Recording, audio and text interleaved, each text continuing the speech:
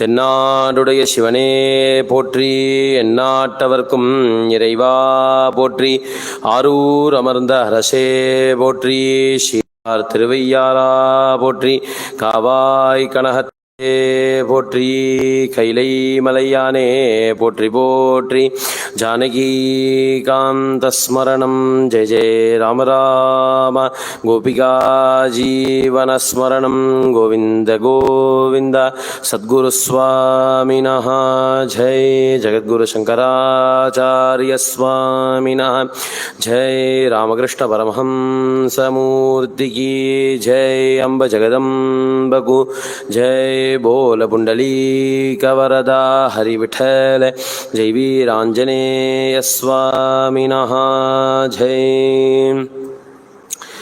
शुक्लांबरधरं विष्णुं शशिवर्णं चतुर्भुजं प्रसन्नवदनं ध्यायेत् सर्वविघ्नोपशान्तये, वागीशाद्याः सुमनसः सर्वार्थानामुपक्रमे, यन्नत्वा कृतकृत्याः स्युः तन्नमामि गजाननम्, दोर्भिर्युक्ता चतुर्भिस्फटिकमणिमयीमक्षमालां दधाना, हस्तेनैकेन पद्मं सितमपि शुकं पुस्तकं चापरेण, भासा कुन्देन्दुशङ्खस्फटिकमणिनिभा भासमाना समाना, सा मे वाग्देवतेयं निवसतु वदने सर्वदा सुप्रसन्ना, कल्याणं दशतं कटाक्षवलतो भक्ताय हत्वा रिपून्, कल्याणाचलकार्मुकस्य तनुजं कारुण्यपाथो निधिं, कल्याणाकृतिमव्ययं गिरिसुता प्रेमास्पदं पावनं, कल्याणाय भजेनुजं गणपतेः श्रीदेवसेनापतिं।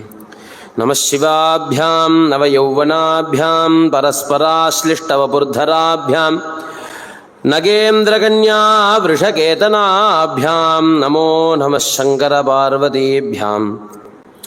वागर्थाविव सम्पृक्तौ वागर्थप्रतिपत्तये, जगतः पितरौ वन्दे पार्वती परमेश्वरौ, परस्परतपःसम्पत्फलायितपरस्परौ, प्रपञ्चमातापितरौ प्राञ्चौ जायावतीस्तुमः, सकुङ्कुमविलेपनामलिकचुम्बिकस्तूरिकां समं दहसिते क्षणां सशरचापपाशाङ्कुशां, अशेषजनमोहिनी मरुणमाल्यभूषाम्बरां, जपा कुसुमभासुरां जपविधौ स्मरेदम्बिकां, समरविजयकोटि साधकानन्दधाटी, मृदुगुणपरिपेटी मुख्यकादम्बवाटी, मुनिनुतपरिपाटी मोहिताजाण्डकोटी, परमशिववधूटी पातु मां कामकोटी, पाणिग्रहे पर्वतराजपुत्र्याः पादाम्बुजं पाणिसरोरुहाभ्याम्,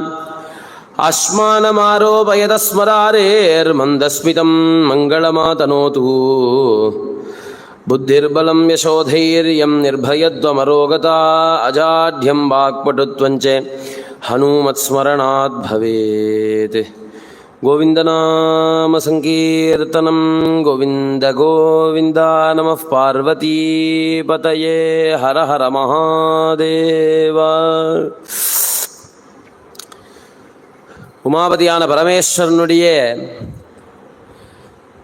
அனுகிரகத்தாலே கைலாசத்தை அடைஞ்சவா இகலோகத்திலேயே கைலாசத்தை கொண்டு வந்து அந்த கைலாசமாகிற பூலோகத்தில் வாழ்ந்தவா, தான் மட்டும் கைலாசத்தை பார்த்தது இல்லாமல் தன்னை அண்டினவாலையும் கைலாசத்தை காட்டினவான்னு சொல்லிவிட்டு வாழ்ந்ததானே சைவத்துக்குன்னே வாழ்ந்த சனாதன தர்மத்துக்குன்னே வாழ்ந்த நாயன்மார்களுடைய சரித்திரத்தை முடிஞ்சளவில் அப்பப்போ கொஞ்சம் கொஞ்சமாக பார்த்துட்டே வந்துட்டுருக்கோம். அந்த வரிசையில் இன்றைக்கி திருக்குறிப்பு தொண்ட நாயனார் அப்படிங்கக்கூடிய நாயனாருடைய சரித்திரத்தை பார்க்கலாம் அப்படின்னு தீர்மானம் பண்ணிட்டு, இன்னும் சில நாளில் ஒரு வாரத்துக்குள்ளே குரு பூஜை வருது, அதனால் அதை அனுபவிக்கலாம்னு. ரெண்டாவது, நம்ம ராமகிருஷ்ண மடத்து மூலமாக ஏற்பாடாகி நம்ம பங்காரு காமாட்சி அம்மன் கோவிலில் உபன்யாசம் ஆரம்பித்து இந்த மாதத்தோட ஒரு வருஷம் பூர்த்தி ஆகுது.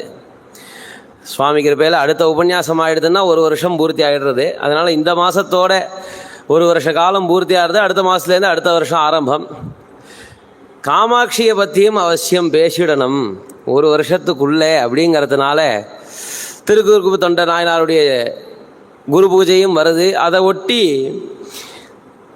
திருக்குறிப்பு தொண்ட நாயனார் அப்படின்னு நம்ம தலைப்பு கொடுத்துட்டோமே, ஆனால் அவருடைய தலைப்புல சேக்கிழார் பேசியிருக்கிற பாதி விஷயங்கள் பேச முடியாமல் போயிடும். அதனால தலைப்பு கொடுக்கும்போதே காஞ்சியும் காமாட்சியும் திருக்குறிப்பு தொண்டரும் அப்படின்னு சொல்லி தான் தலைப்பு கொடுக்க சொல்லிட்டு. ஏன்னா மீதி திருவாரூரை பற்றி பேசும்போது அவ்வளவு விவரமாக வர்ணித்தார் சேக்கிழார். அதுக்கு அடுத்தபடியாக ஒரு ஊரை இவ்வளவு அலசி இவ்வளவு தூரம் சரித்திரங்களை சொல்லி ஒரு ஊரை வர்ணிச்சிருக்கார் அப்படின்னு சொன்னாக்க இந்த ஊரை கண்டிப்பாக அதில் நம்ம ஒரு கணக்கு எடுத்துட்டே ஆகணும். வேறு வழி இல்லாதபடிக்கு அவ்வளவு விஷயம் சொல்லியிருக்கார். திருக்குறிப்பு தொண்டர் பெரிய புராணத்துக்கு ஒரு விஷயம் சொல்லுவா. அடுத்த மாதம் எடுத்துகிட்டு இருக்கிற தலைப்பு ஆக்சுவலாக 4 பேர் எடுத்துகிட்டு இருக்கணும், ஆனால் 3 பேர் தான் எடுத்துகிட்டு இருக்கோம். ஏன்னா 4 பேர் சேர்ந்து ஒரே நாளில் சுவாமி அடைஞ்சா ஞானசம்பந்தரோடு சேர்ந்து. அதில் பிள்ளை பாதி புராணம் பாதின்னு சொல்லிட்டு பெரிய புராணத்தில் பாதி கிரந்தம் ஞானசம்பந்தரை பற்றியே பேசியிருக்கு.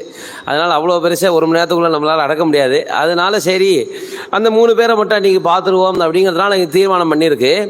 அந்த மாதிரி இந்த திருக்குறிப்பு தொண்ட நாயனார் சரித்திரத்தை எடுத்துட்டோமே, ஆனால் திருக்குறிப்பு தொண்ட நாயனார் சரித்திரம் பாதி, தொண்டை நாட்டினுடைய மகிமையாக இருக்கக்கூடிய காஞ்சி நகரத்தினுடைய வர்ணிப்பு பாதின்னு சொல்லி 2 பார்ட்டாக பிரித்து அவ்வளோ பெருசாக எழுதி வச்சிருக்கா சேக்கிழார். அதனால் அதை சொல்லாமல் போக முடியாது.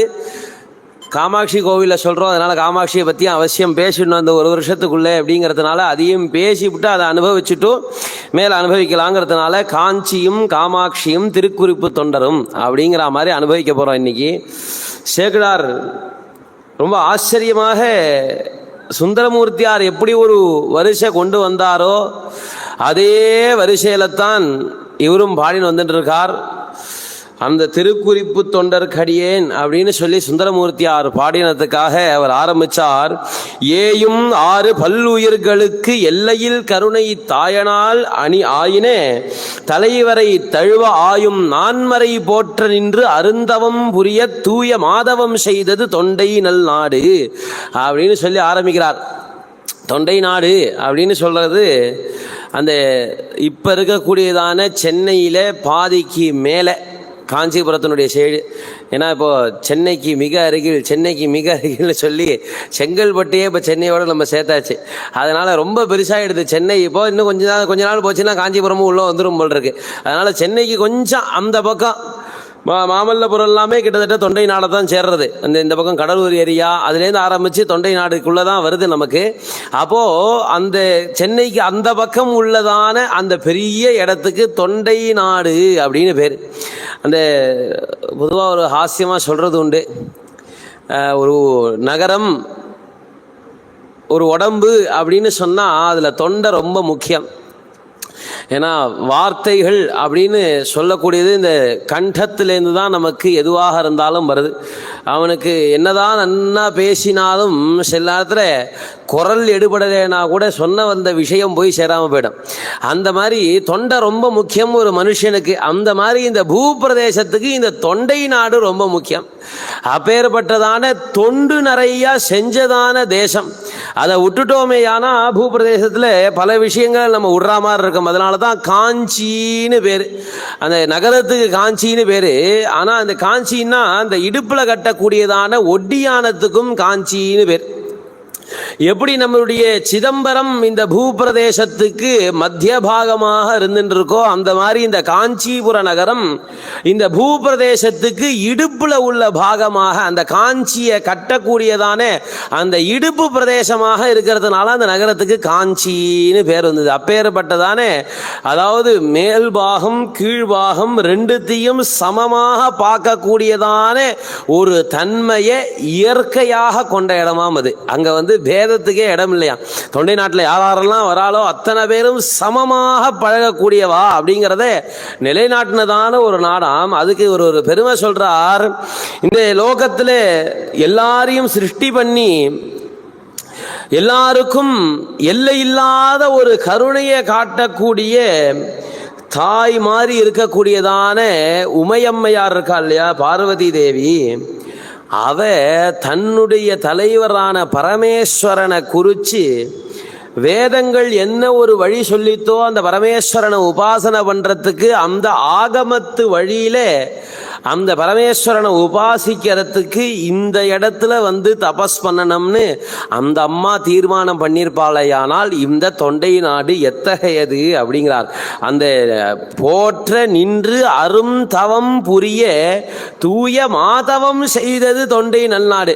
அதாவது நம்மெல்லாம் போய் ஒரு பெரிய தபஸ் பண்றோம் அப்படின்னு சொன்னாக்க இந்த க்ஷேத்திரத்தில் போய் தபஸ் பண்றதுக்கு நாம ரொம்ப புண்ணியம் பண்ணியிருக்கோம்னு சொல்லுவோம். நம்ம புண்ணியம் பண்றதுக்கு தான் போறோம், ஆனா அந்த க்ஷேத்திரத்தில் புண்ணியம் பண்றதுக்கு நம்ம ரொம்ப புண்ணியம் பண்ணியிருக்கோம்னு நம்ம சொல்லுவோம். ஆனா சேக்கிழார் பெருமான் புண்ணியம் பண்ணது புண்ணியத்துக்கு யார் பலன் கொடுப்பாலோ அப்பேற்பட்ட பரமேஸ்வரிங்கிறதுனால அந்த அம்மா தவம் பண்றதுக்கு தவம் இருந்த ஒரு நல்ல ஒரு நாடு இந்த தொண்டை நாடுன்னு ஆரம்பிக்கிறார். அதுல ரெண்டாவதா சொல்லப்பட்டதான ஒரு பெரிய குணம், இது பலவிதமான சந்தேகங்கள் நம்மளுடைய தமிழ்நாட்டில் இருந்துட்டே இருக்கு பல காலமாக. இது இப்படியா அது அப்படியா அப்படிங்கக்கூடியதான சந்தேகங்கள் பல பேர் மறுபடியும் மறுபடியும் உண்மை தெரிஞ்சவாலும் பொய் சொல்றோம்னு தெரிஞ்சுட்டு சொல்ற காரணத்தினால அதை கேட்குற மக்களுக்கு கொஞ்சம் குழப்பம் நிறையா வருது. அதை சேக்கிழார் புராணம் ஒன்றை படிச்சுட்டோமே ஆனா உருப்படியா புரிஞ்சுட்டு படிச்சுட்டோமே ஆனா எந்த சந்தேகமே வராது. அந்த மாதிரி ஒரு அதனால தான் தெய்வ சேக்கிழார்னு சொல்கிறோம். அவரை சாதாரண சேக்கிழார்னு சொல்கிறது இல்லை, தெய்வ சேக்கிழார், தெய்வப்புலவர். அப்பேற்பட்டதான ஒருத்தர் எழுதியிருக்கார். அதில் சொல்லும் போதே அந்த தொண்டை நாட்டுக்கு எப்போ பரமேஸ்வரி தபஸ் பண்ண வர காலத்தில் கிட்டத்தட்ட ஆதிசங்கரர் நமக்கு 2500 வருஷம் முன்னாடி, அதாவது பிசிஇ 500 சொச்சத்தில் அவதாரம், 400 சொச்சத்தில் சுவாமி காமாட்சியோட ஐக்கியமாயிட்டார் ஆதிசங்கரர். அதுக்கு 2500 வருஷம் முன்னாடி தான் கலியுகம் பிறந்தது. கலியுகத்தில் நடந்த சரித்திரம் இல்லை இது. இங்கே வந்து காமாட்சி தேவி பூஜை பண்ணது அதுக்கும் முன்னாடி யுகங்கள் கடந்து நடந்ததான ஒரு விஷயம். அப்போ இருந்ததான அந்த தொண்டை நாட்டுக்கு அவர் ஒரு விசேஷம் சொல்றார், ஒரு பெருமை சொல்றார். என்னன்னா, நன்மை நீடிய நடுநிலை ஒழுக்கத்து நயந்த, நன்மையை தரக்கூடியதான நடுநிலைங்கிற ஒரு ஒழுக்கம் இருந்தது. நம்மெல்லாம் இப்போ தான் பேசுகிறோம், நடுநிலையாக இருக்கணும், நடுநிலையாக இருக்கணும், எல்லாத்துக்கும் சமமாக பார்க்கணும், யாரும் பெரியவா யாரும் கீழ் தாழ்ந்தவா பார்க்கக்கூடாது, எல்லாரும் சமம்னு இப்போ என்னவோ புதுசாக பேச ஆரம்பித்தா மாதிரி, அதுவும் காஞ்சிபுரத்தில் இருக்கிறவா பேச ஆரம்பித்தா மாதிரி ஒரு பிரம இருக்கு இல்லையா நமக்கு லௌகீக விஷயமாக. அதை காஞ்சிபுரத்தில் இருந்த காமகோட்டி பீட்டத்தில் இருந்தவா அவசியம் பேசின்னு தான் இருந்தா பல காலமாக. அது ஆதிசங்கர் காலத்துலேருந்து பேசின்னு இருக்கக்கூடியது தான். எப்படி அதுக்கு காஞ்சினே பேர் உண்டோ அந்த மாதிரி நடுநிலைங்க கூடியதான ஒரு நன்மை தரக்கூடியதான நடுநிலை, அதுதான் ரொம்ப விஷயம். சத்தியம் அப்படிங்கக்கூடியதே என்ன அப்படின்னு சொன்னா நடுப்புற நிற்கிறது தான். எது சத்தியமோ அது பக்கம் நிற்கிறதுக்கு பேர் நடுநிலைன்னு பேர். நடுப்புற நிற்கிறதுக்கு பேர் நடுநிலைன்னு என்றைக்குமே பேர் கிடையாது. எது சத்தியமோ அந்த பக்கம்தான் போவேன். அதையே நடுநிலைன்னு சொல்லணும்னா நம்ம சார்ந்த பக்கம் தப்பாக இருக்கக்கூடும். சில நேரத்தில் பீஷ்மாச்சாரியாளுக்கு அது ஏற்பட்டது, துரோணருக்கு அது ஏற்பட்டது.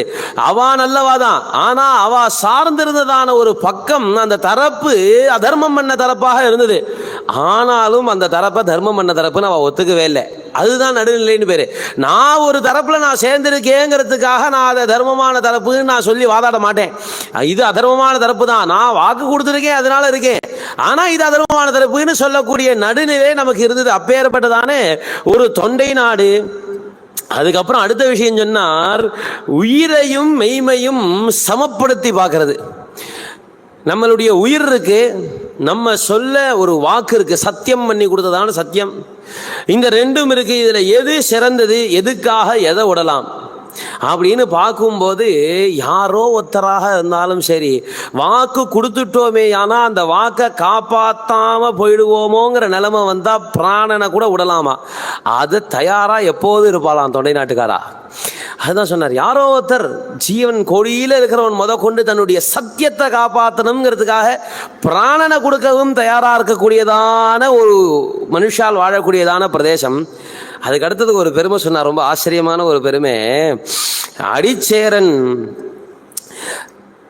சேர தேசம்னு சொல்லிட்டு நமக்கு இந்த பக்கம் கேரள தேசம் சொல்றோம் இல்லையா, சேரராஜா ஆண்டு இருந்தார்னு சொல்லிட்டு அப்பேற்பட்டதானே பூபிரதேசத்தில் வாழக்கூடியதான சேரமான் பெருமான் ஆட்சியில் இருக்கக்கூடிய சில பேரை இங்க இருக்கக்கூடியவா சேரனார் திருமலை நாடு, அந்த மலை நாட்டில் இருக்கக்கூடியதான அந்த சேரமான் பெருமானுடைய கூட்டத்தை தன்னுடைய மைத்துனர்கள்னு சொல்லக்கூடிய அளவுக்கு சொந்தக்காரலாம்.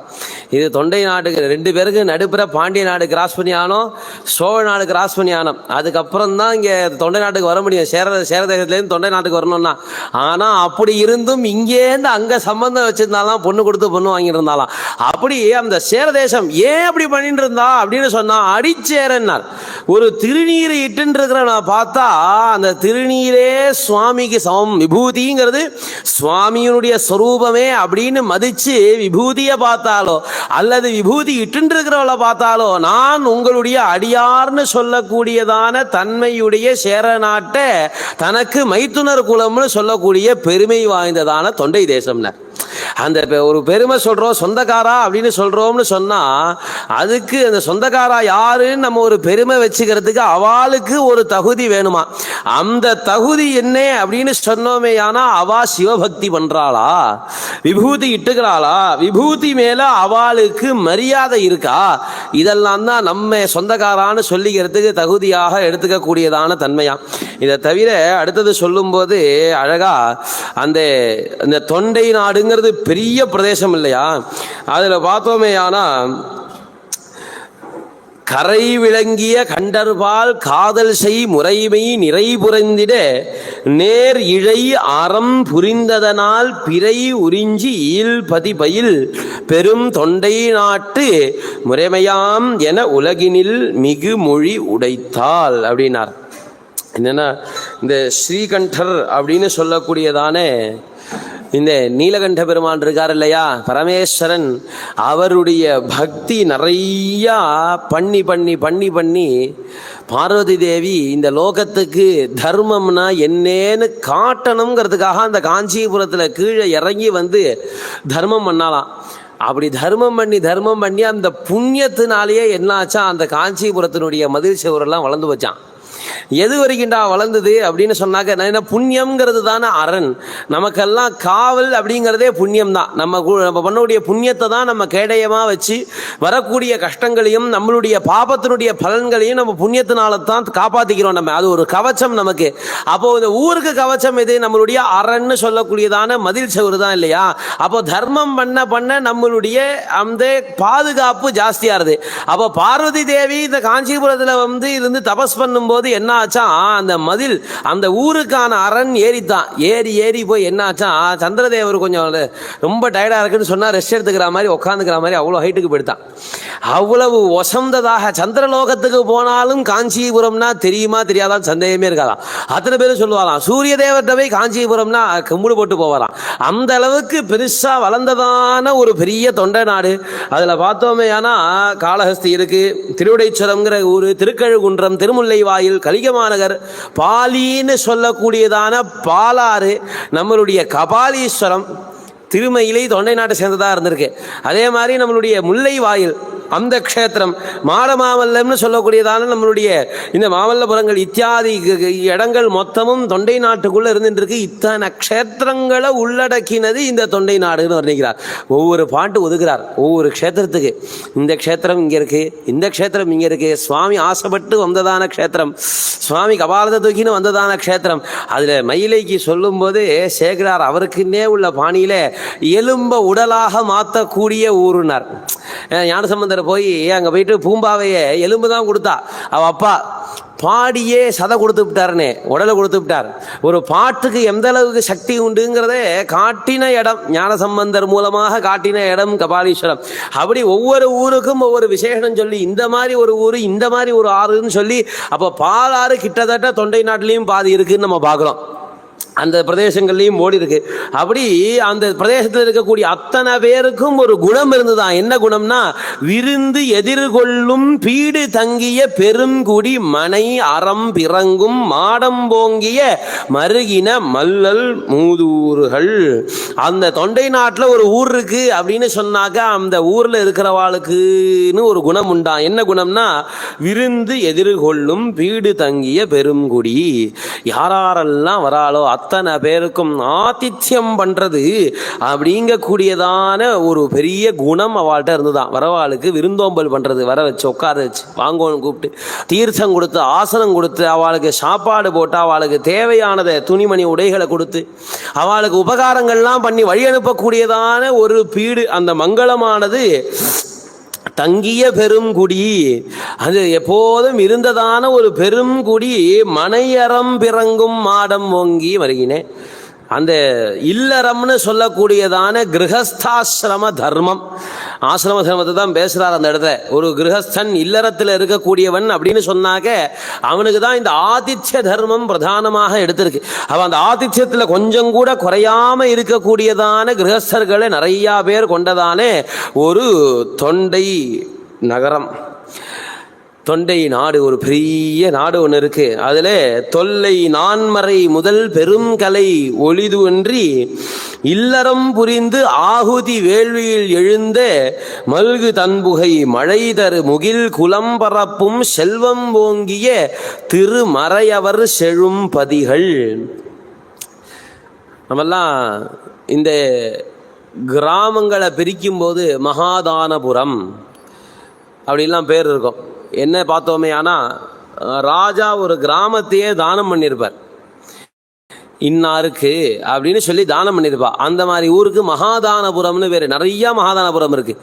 ராஜாக்கள் எழுதி வச்சுருவா, நீங்கள்லாம் வித்வான்களாக இருக்கீள், நீங்கள்லாம் இருந்துருங்கோ, நீங்களாம் தர்மசாஸ்திரம் சொல்லுங்கோ, எல்லாருக்கும் வழிகாட்டுங்கோன்னு சொல்லி கிராமத்தையே ஒரு சில பேருக்கு எழுதி வச்சுருவா. இந்த வித்வான்களுக்கு இந்த கிராமம் சமர்ப்பிக்கப்பட்டது. இல்லைன்னா ஒரு வித்வானுக்கு கொடுத்துருவா, அந்த வித்வான் எல்லா வித்வானையும் கூட்டின்னு வந்து உட்காந்து வச்சுட்டு இருப்பா, நீங்கள் எல்லாரும் இங்கே இருங்கோன்னு சொல்லிவிட்டு.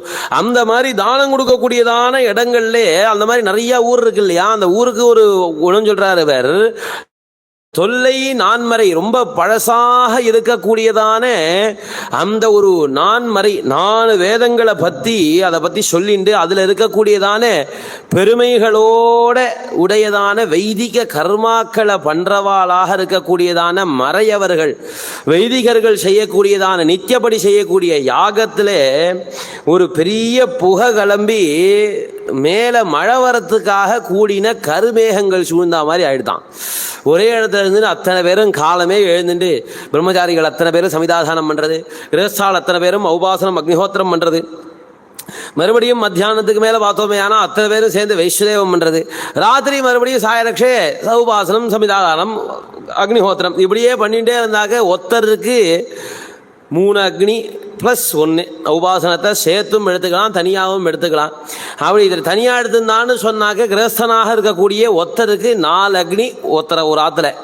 அப்போ ஒரே ஆற்றுல எத்தனை பேர் கல்யாணம் இருந்துடா, கூட்டு குடும்பம் தான் அந்த காலத்தில். தனித்தனியாக அவாவா நான் இருக்கேன் நீ தனியாக போ நீ தனியாக போகலாம் பிரிஞ்சது கிடையாது.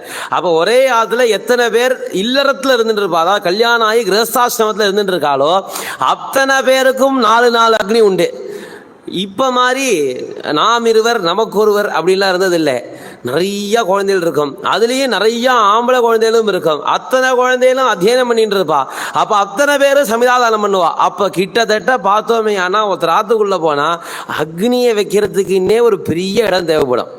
அப்போ அத்தனை ஒரு ஆற்றுடைய கணக்கு இப்படி. அந்த மாதிரி ஒரு கிராமம் முழுக்க, அப்போ அந்த கிராமம் முழுக்க ஒரே நேரத்தில், ஏன்னா ஒவ்வொருத்தருக்கும் சமிதாதான காலம் வேற வேற கிடையாது, எல்லாருக்கும் அக்னிஹோத்திர காலம் வேற வேற கிடையாது. அத்தனை பேரும் சேர்ந்து ஒரே நேரத்தில் தான் அக்னிஹோத்திரம் பண்ணியாகணும். அப்போ அத்தனை பேரும் சேர்ந்து ஒரே நேரத்தில் பிரணயனம் பண்ணி அந்த அக்னிஹோத்திராதி ஆகுதிகள் கொடுக்கும்போது சூரியன் உதயமாகும். அப்போ சூரியன் உதயமாகிறது தெரிய மாட்டேங்கிறதா அந்த ஊரில்.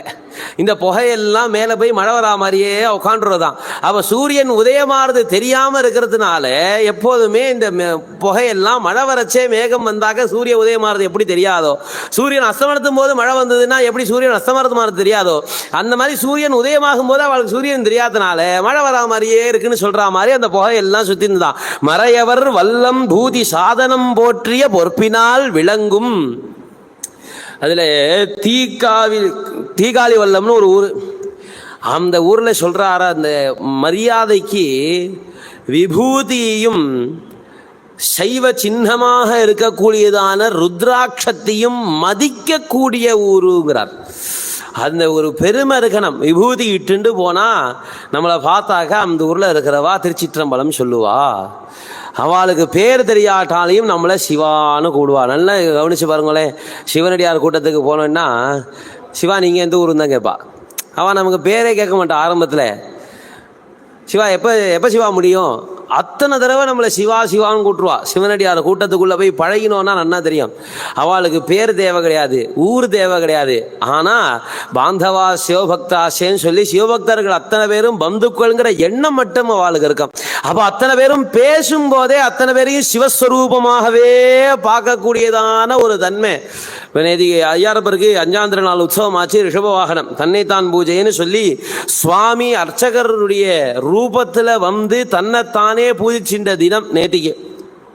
அந்த உற்சவம் நேத்திக்கு ஆச்சு. அந்த மரபில் என்ன ஆச்சுன்னா, அந்த குருக்கள் ரூபத்தில் சுவாமி வந்து பூஜை பண்ணும்போது சுவாமிங்கிறது யாருக்கும் தெரியல. அவர் வந்தார், பூஜை பண்ணிவிட்டு கிளம்பி போயிட்டார். சாயந்தரம் குருக்கள் வந்துட்டார், ஒரிஜினல் குருக்கள் வந்துட்டார். அப்படி வரும்போது அவர் காலம்புற பூஜை யார் பண்ணேன்னு கேட்கும்போது இல்லையே பூஜை தான் ஆச்சேன்னு சொல்லும்போது நீங்கள் தான் வந்து பண்ணிருக்கும் போது நான் வரலையே அப்படின்னு சொல்லும்போது சுவாமி தான் வந்தாலும் தெரிஞ்சுட்டா. அப்போ என்னாச்சு, அடுத்த க்ஷணம் அவளுக்கு யாரை பார்த்தாலும் பரமேஸ்வரனாவே பார்க்கணும், இல்லைன்னா ஏமாந்து போயிடுவோன்னு புரிஞ்சுட்டா. அதனால ஒவ்வொரு வருஷமும் இந்த 5ஆம் திருநாள் அன்னைக்கு ஆத்ம பூஜை ஆனதுக்கு அப்புறம் மாகேஸ்வர பூஜைன்னு ஒன்று உண்டு. இன்னும் அந்த 7 ஊருக்கு பத்திரிக்கை அனுப்புவா. ஐயாரப்பர் பத்திரிக்கை அனுப்புவார் 7 ஊர் சுவாமிக்குமே. இப்போ மீதி இருக்கக்கூடிய 6 ஊர் சுவாமிக்கும் இந்த மாதிரி நந்திகேஸ்வரர் கல்யாணம் முடிஞ்சதே எல்லாரும் விருந்துக்கு வாங்கோ அப்படின்னு சொல்லி பத்திரிக்கை அனுப்புவார். 6 ஊர் சுவாமியும் நேற்றைக்கு சாயந்தரத்துலேருந்து திருவியார் வந்து சேர்ந்தாச்சு. 7 ஊர் சுவாமியும் இப்போ திருவியாரில் இருக்கா. நித்தியபடிக்கு நேத்தி சாயந்தரத்துலேருந்து ஆரம்பித்து 9ஆம் திருநாள், நேத்திக்கு 5ஆம் திருநாள், 9ஆம் திருநாள் தேர். அது பரியந்தம் காலம்பரையும் சாயந்தரமும் 2 வேளையும் 7 ஊர் சுவாமியும் திருவியார் நாள் வீதி பரப்பாடு உண்டு. அட்டகாசமான உற்சவம். அப்படி அவர் எழுதும் போதே மாகேஸ்வரர்களுடன் சேர்ந்துன்னு பத்திரிகை எழுதுவார் ஐயாரப்பர். அவளுக்கு எழுதும் போது அந்த மாகேஸ்வர கூட்டத்தோடு வந்துருங்கோ அப்படின்னு அத்தனை பேரையும் பரமேஸ்வரனுக்கு நேர உட்காத்தி வச்சு இலை போட்டு அத்தனை பேரையும் பரமேஸ்வராலாக மதித்து அவளுக்கெல்லாம் புஷ்பம் போட்டு சந்தனம் காட்டி தூப தீபங்கள் காட்டி சுவாமிக்கு தீபாரதனை காட்டிட்டு அதே தீபாரதனையை எடுத்துன்னு வந்து அத்தனை பேருக்கும் காட்டுவாள். அங்கே இருக்கக்கூடிய யாரெல்லாம் இலையில உட்காத்தி வச்சிருக்காளோ அத்தனை பேருக்கும் அதில் இன்ன ஜாதியார் இன்ன வர்ணத்தால் அதெல்லாம் ஒன்றும் கிடையாது. சர்வமும் ஈசேக்ஷா கருணாச்ச எஸ்ய நியதாவிருத்தி ஸ்ருதஸ்யாபியம்னு எப்படி ஐயாவாளுக்கு வந்து சர்வத்திரத்தை ஈசேக்ஷான்னு எல்லா இடத்துலையும் பரமேஸ்வரனை பார்க்கக்கூடிய அந்த தன்மையானது ஒரு குணமாக இருந்ததோ அந்த மாதிரி மாகேஸ்வர பூஜைன்னு எல்லாரையும் அந்த மகேஸ்வரனை சம்பந்தப்பட்டவா மகேஸ்வரனுடைய சுரூபமாகவே இருக்கக்கூடவான்னு சொல்லி அவளுக்கு பூஜை பண்ணக்கூடியதான ஒரு உற்சவம் நேற்றுக்கு நடந்தது. அப்படி இங்க இருக்கக்கூடிய விஷயம் என்னன்னா, விபூதியும் ருத்ராட்சத்தையும் பார்த்தா பரமேஸ்வர சுரூபம் நமக்கு தோணணும். அந்த மாதிரி நகரமா காஞ்சி நகரம், சாதாரண நகரம் இல்லை இது. அந்த மாதிரி ஒரு தொண்டை நாடு, மாறு பேரு அப்படின்னு சொல்லிட்டு ஏகாம்பரம்னு சொல்றோம் இல்லையா, அந்த மா அப்படின்னு சொல்லக்கூடியதான அந்த பெரிய மாறு பேருன்னு சொல்லக்கூடியதான அந்த கோவிலை உடையதான ஒரு நகரம். அதில் வாம் பெரும் திரை வளாகம் முன்குடி பயில் வரைப்பில் தாம் பரப்பிய கயல்களின் விழிக்கயல் தவிர காம்பின் நேர்வரும் தோழியர் கழிக்கயல் வலை செய்தேம் பொதிந்த சின் மழலை மென்மொழிய செவ்வழியாள். ஏன் சேக்கிழார் நடுநிலையை பற்றி பேசினார்ங்கிறதுக்கு இது ஒரு உதாரணம். வர்ணாசிரம தர்மம் நம்மிடத்தே இருந்ததுங்கிறதுக்கு ஆதாரம். ஆனால் அதில் ஏற்றத்தாழ்வு பார்த்ததே இல்லைங்கிறதுக்கும் இது ஒரு ஆதாரம். வர்ணாசிரமங்கிறது ஏற்றத்தாழ்வு பார்க்கறதுக்காக உண்டானது இல்லை, அது புரியறதுக்காக உண்டானது. நமக்கு ஏன் பேர் வைக்கணும்? எனக்கு ஸ்ரீராமனு பேர், இங்கே காமாட்சின்னு பேர் அம்பாளுக்கு, பெரியவாளுக்கு இப்போ ஸ்ரீ சத்யச்சந்திரசேகரேந்திர சரஸ்வதினு பேர் வச்சிருக்கா. எதுக்கு பேர் வைக்கணும்? வேண்டாமே. அப்போ எதுக்கு? ஒரு அடையாளத்துக்கு ஒரு பேர் தேவைப்படுறது. அப்பா இன்னார்ப்பா சங்கராச்சாரியர் அப்படின்னு சொல்லியாச்சுன்னா ஆதிசங்கரர்லேருந்து ஆரம்பித்து இப்போ இருக்கக்கூடிய 71வது பீட்டாதிபதி பெரியவா வரைக்கும் அத்தனை பேர் சங்கராச்சாரியர் தான். ஆச்சாரியால் ஸ்தாபிச்சதான 5 மடத்து பீட்டாதிபதிகள் எத்தனை பேர் இருக்காளோ அத்தனை பேர் சங்கராச்சாரியர் தான். அப்போ என்னன்னு சொல்லி அடையாளப்படுத்துறது? அப்போ அதுக்கு நமக்கு ஒரு பேர் தேவைப்படுறது. அதுக்கும் மேலே நமக்கு தேவைப்படுறதுன்னு வச்சுங்க. அந்த பேரை நமக்கு சொல்கிறதுக்கு இப்போ மகாபரி வாங்குகிறோம், புது பெரி வாங்குகிறோம், பாலபெரி வாங்குகிறோம். இப்போ இருக்கிற பெரிவாளுக்கு என்னன்னு சொல்லி கூப்பிட்றதுன்னு அதில் ஒரு சர்ச்சை ஓடிட்டு இருக்கு. அப்போ நமக்கு அதை தவிர இன்னொரு பேரும் நமக்கு தேவைப்படுறது. இப்போ கூப்பிட்றதுக்கு ஒரு பேர் வச்சுட்டு இருக்கோம், கையெழுத்து போகிறதுக்கு அஃபிஷியல் நேம்னு ஒன்று வச்சுட்டு இருக்கோம். அதை தவிர சுவாமி கிட்ட அர்ச்சனை பண்ணும்போது நாமகரம் நடத்தும் போது ஒரு தனி பேருன்னு ஒன்று வச்சுட்டு இருக்கோம். இதை தவிர பொண்ணை ஆற்றுக்கு அழைக்கும் போது எங்கள் ஆற்றுல பேர் வச்சு அழைக்கிறது ஒரு வழக்கம்னு சொல்லிட்டு சாஸ்திரத்திலே எடுத்திருக்காரு. சில பேராத்துக்கு பொண்ணுக்கு பேர் வச்சு அழைக்கணும் அப்படின்னு சொல்லிட்டு, அப்போ அவ ஒரு பேர் வச்சு அழைக்கிறா. அப்போ இத்தனை பேர் நமக்கு வச்சுட்டு இருக்கோமே, எதுக்கு தேவைப்படுறது? அப்போ அதே மாதிரி தேவைக்கேற்ப பேர் வச்சது தான் இந்த வர்ணாசிரமமே தவிர, ஏன்னா இந்த ஸ்ரீராமனு பேர் வச்சிருந்தவன் வசதி, கோவிந்தன் பேர் வச்சிருந்தவன் தாழ்ந்தவன்கிறதுக்காக இல்லை. அப்போ அவனுக்கு பேர் ஸ்ரீராமனு பேர், இவனுக்கு பேர் கோவிந்தன் பேர். பேரில் என்ன வந்தது? ஆக மொத்தம் எல்லாரும் சமந்தான். அவளை குறிப்பிடுறதுக்கு ஒரு பேர் நமக்கு தேவைப்பட்டது கொடுத்தது.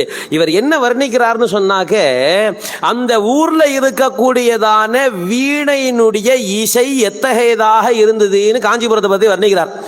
அப்ப வர்ணிக்கும் போது அவர் ஒரு அழகா ஒரு விஷயம் சொல்றார். என்னன்னா, மீன வியாபாரம் பண்ணக்கூடியதாக இருக்கக்கூடியதான பறையவர் சமூகம், அவ மீன் வியாபாரம் பண்றதுக்கு கூப்பிடுவா இல்லையா?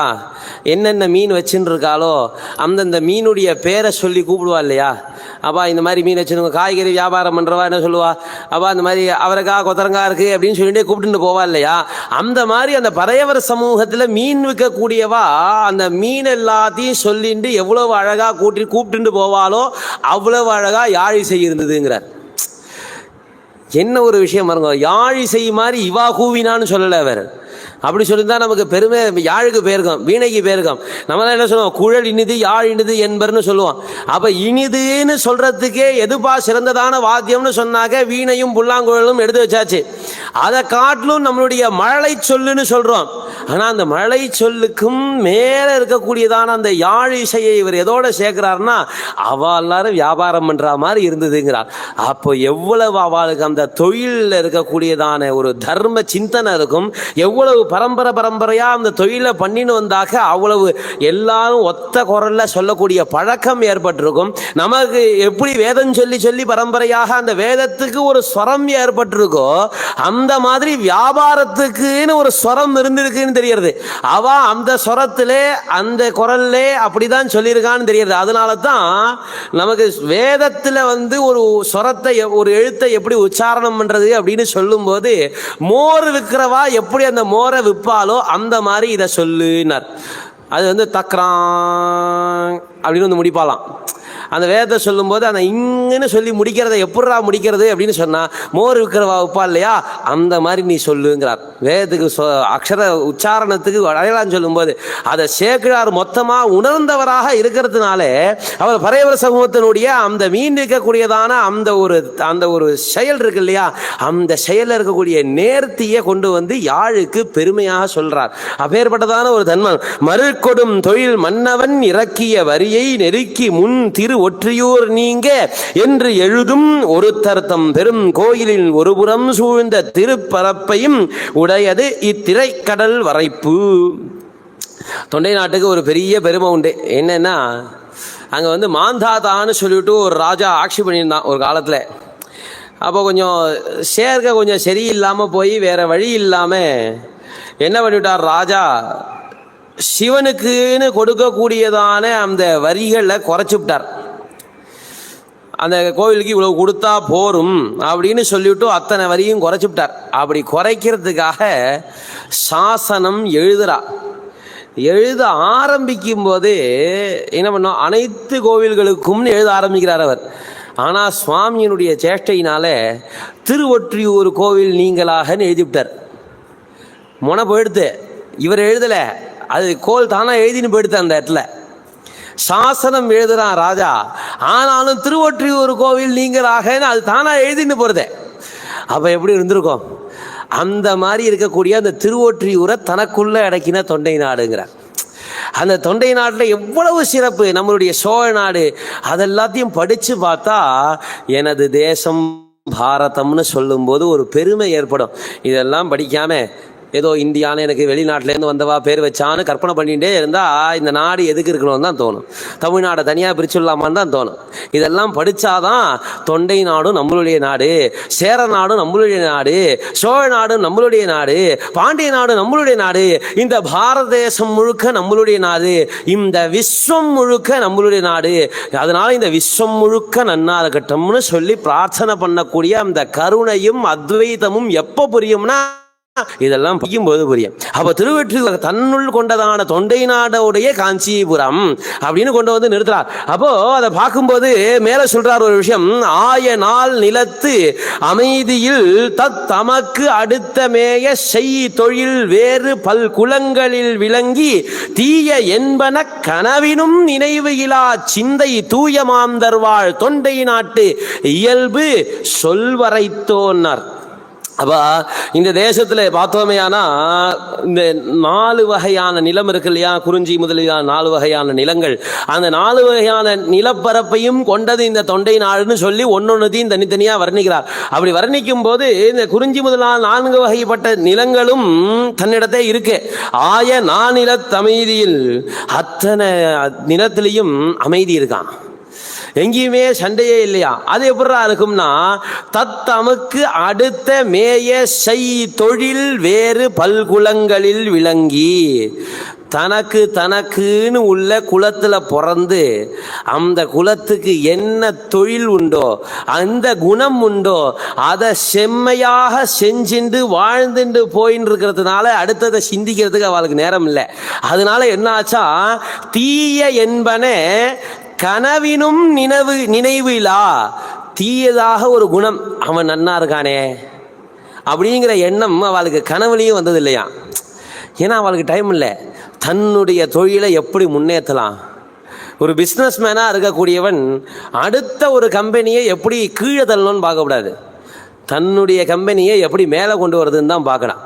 அப்போது பரம்பரை தொழில்னு ஒன்று சொல்லி இன்னைக்கு நம்மெல்லாம் முன்ன ஒரு காலத்துலலாம் அது ரொம்ப கீழ்மட்டமாக நினைக்கக்கூடிய தன்மை இன்றைக்கும் இருக்குது பல ஊர்களில்.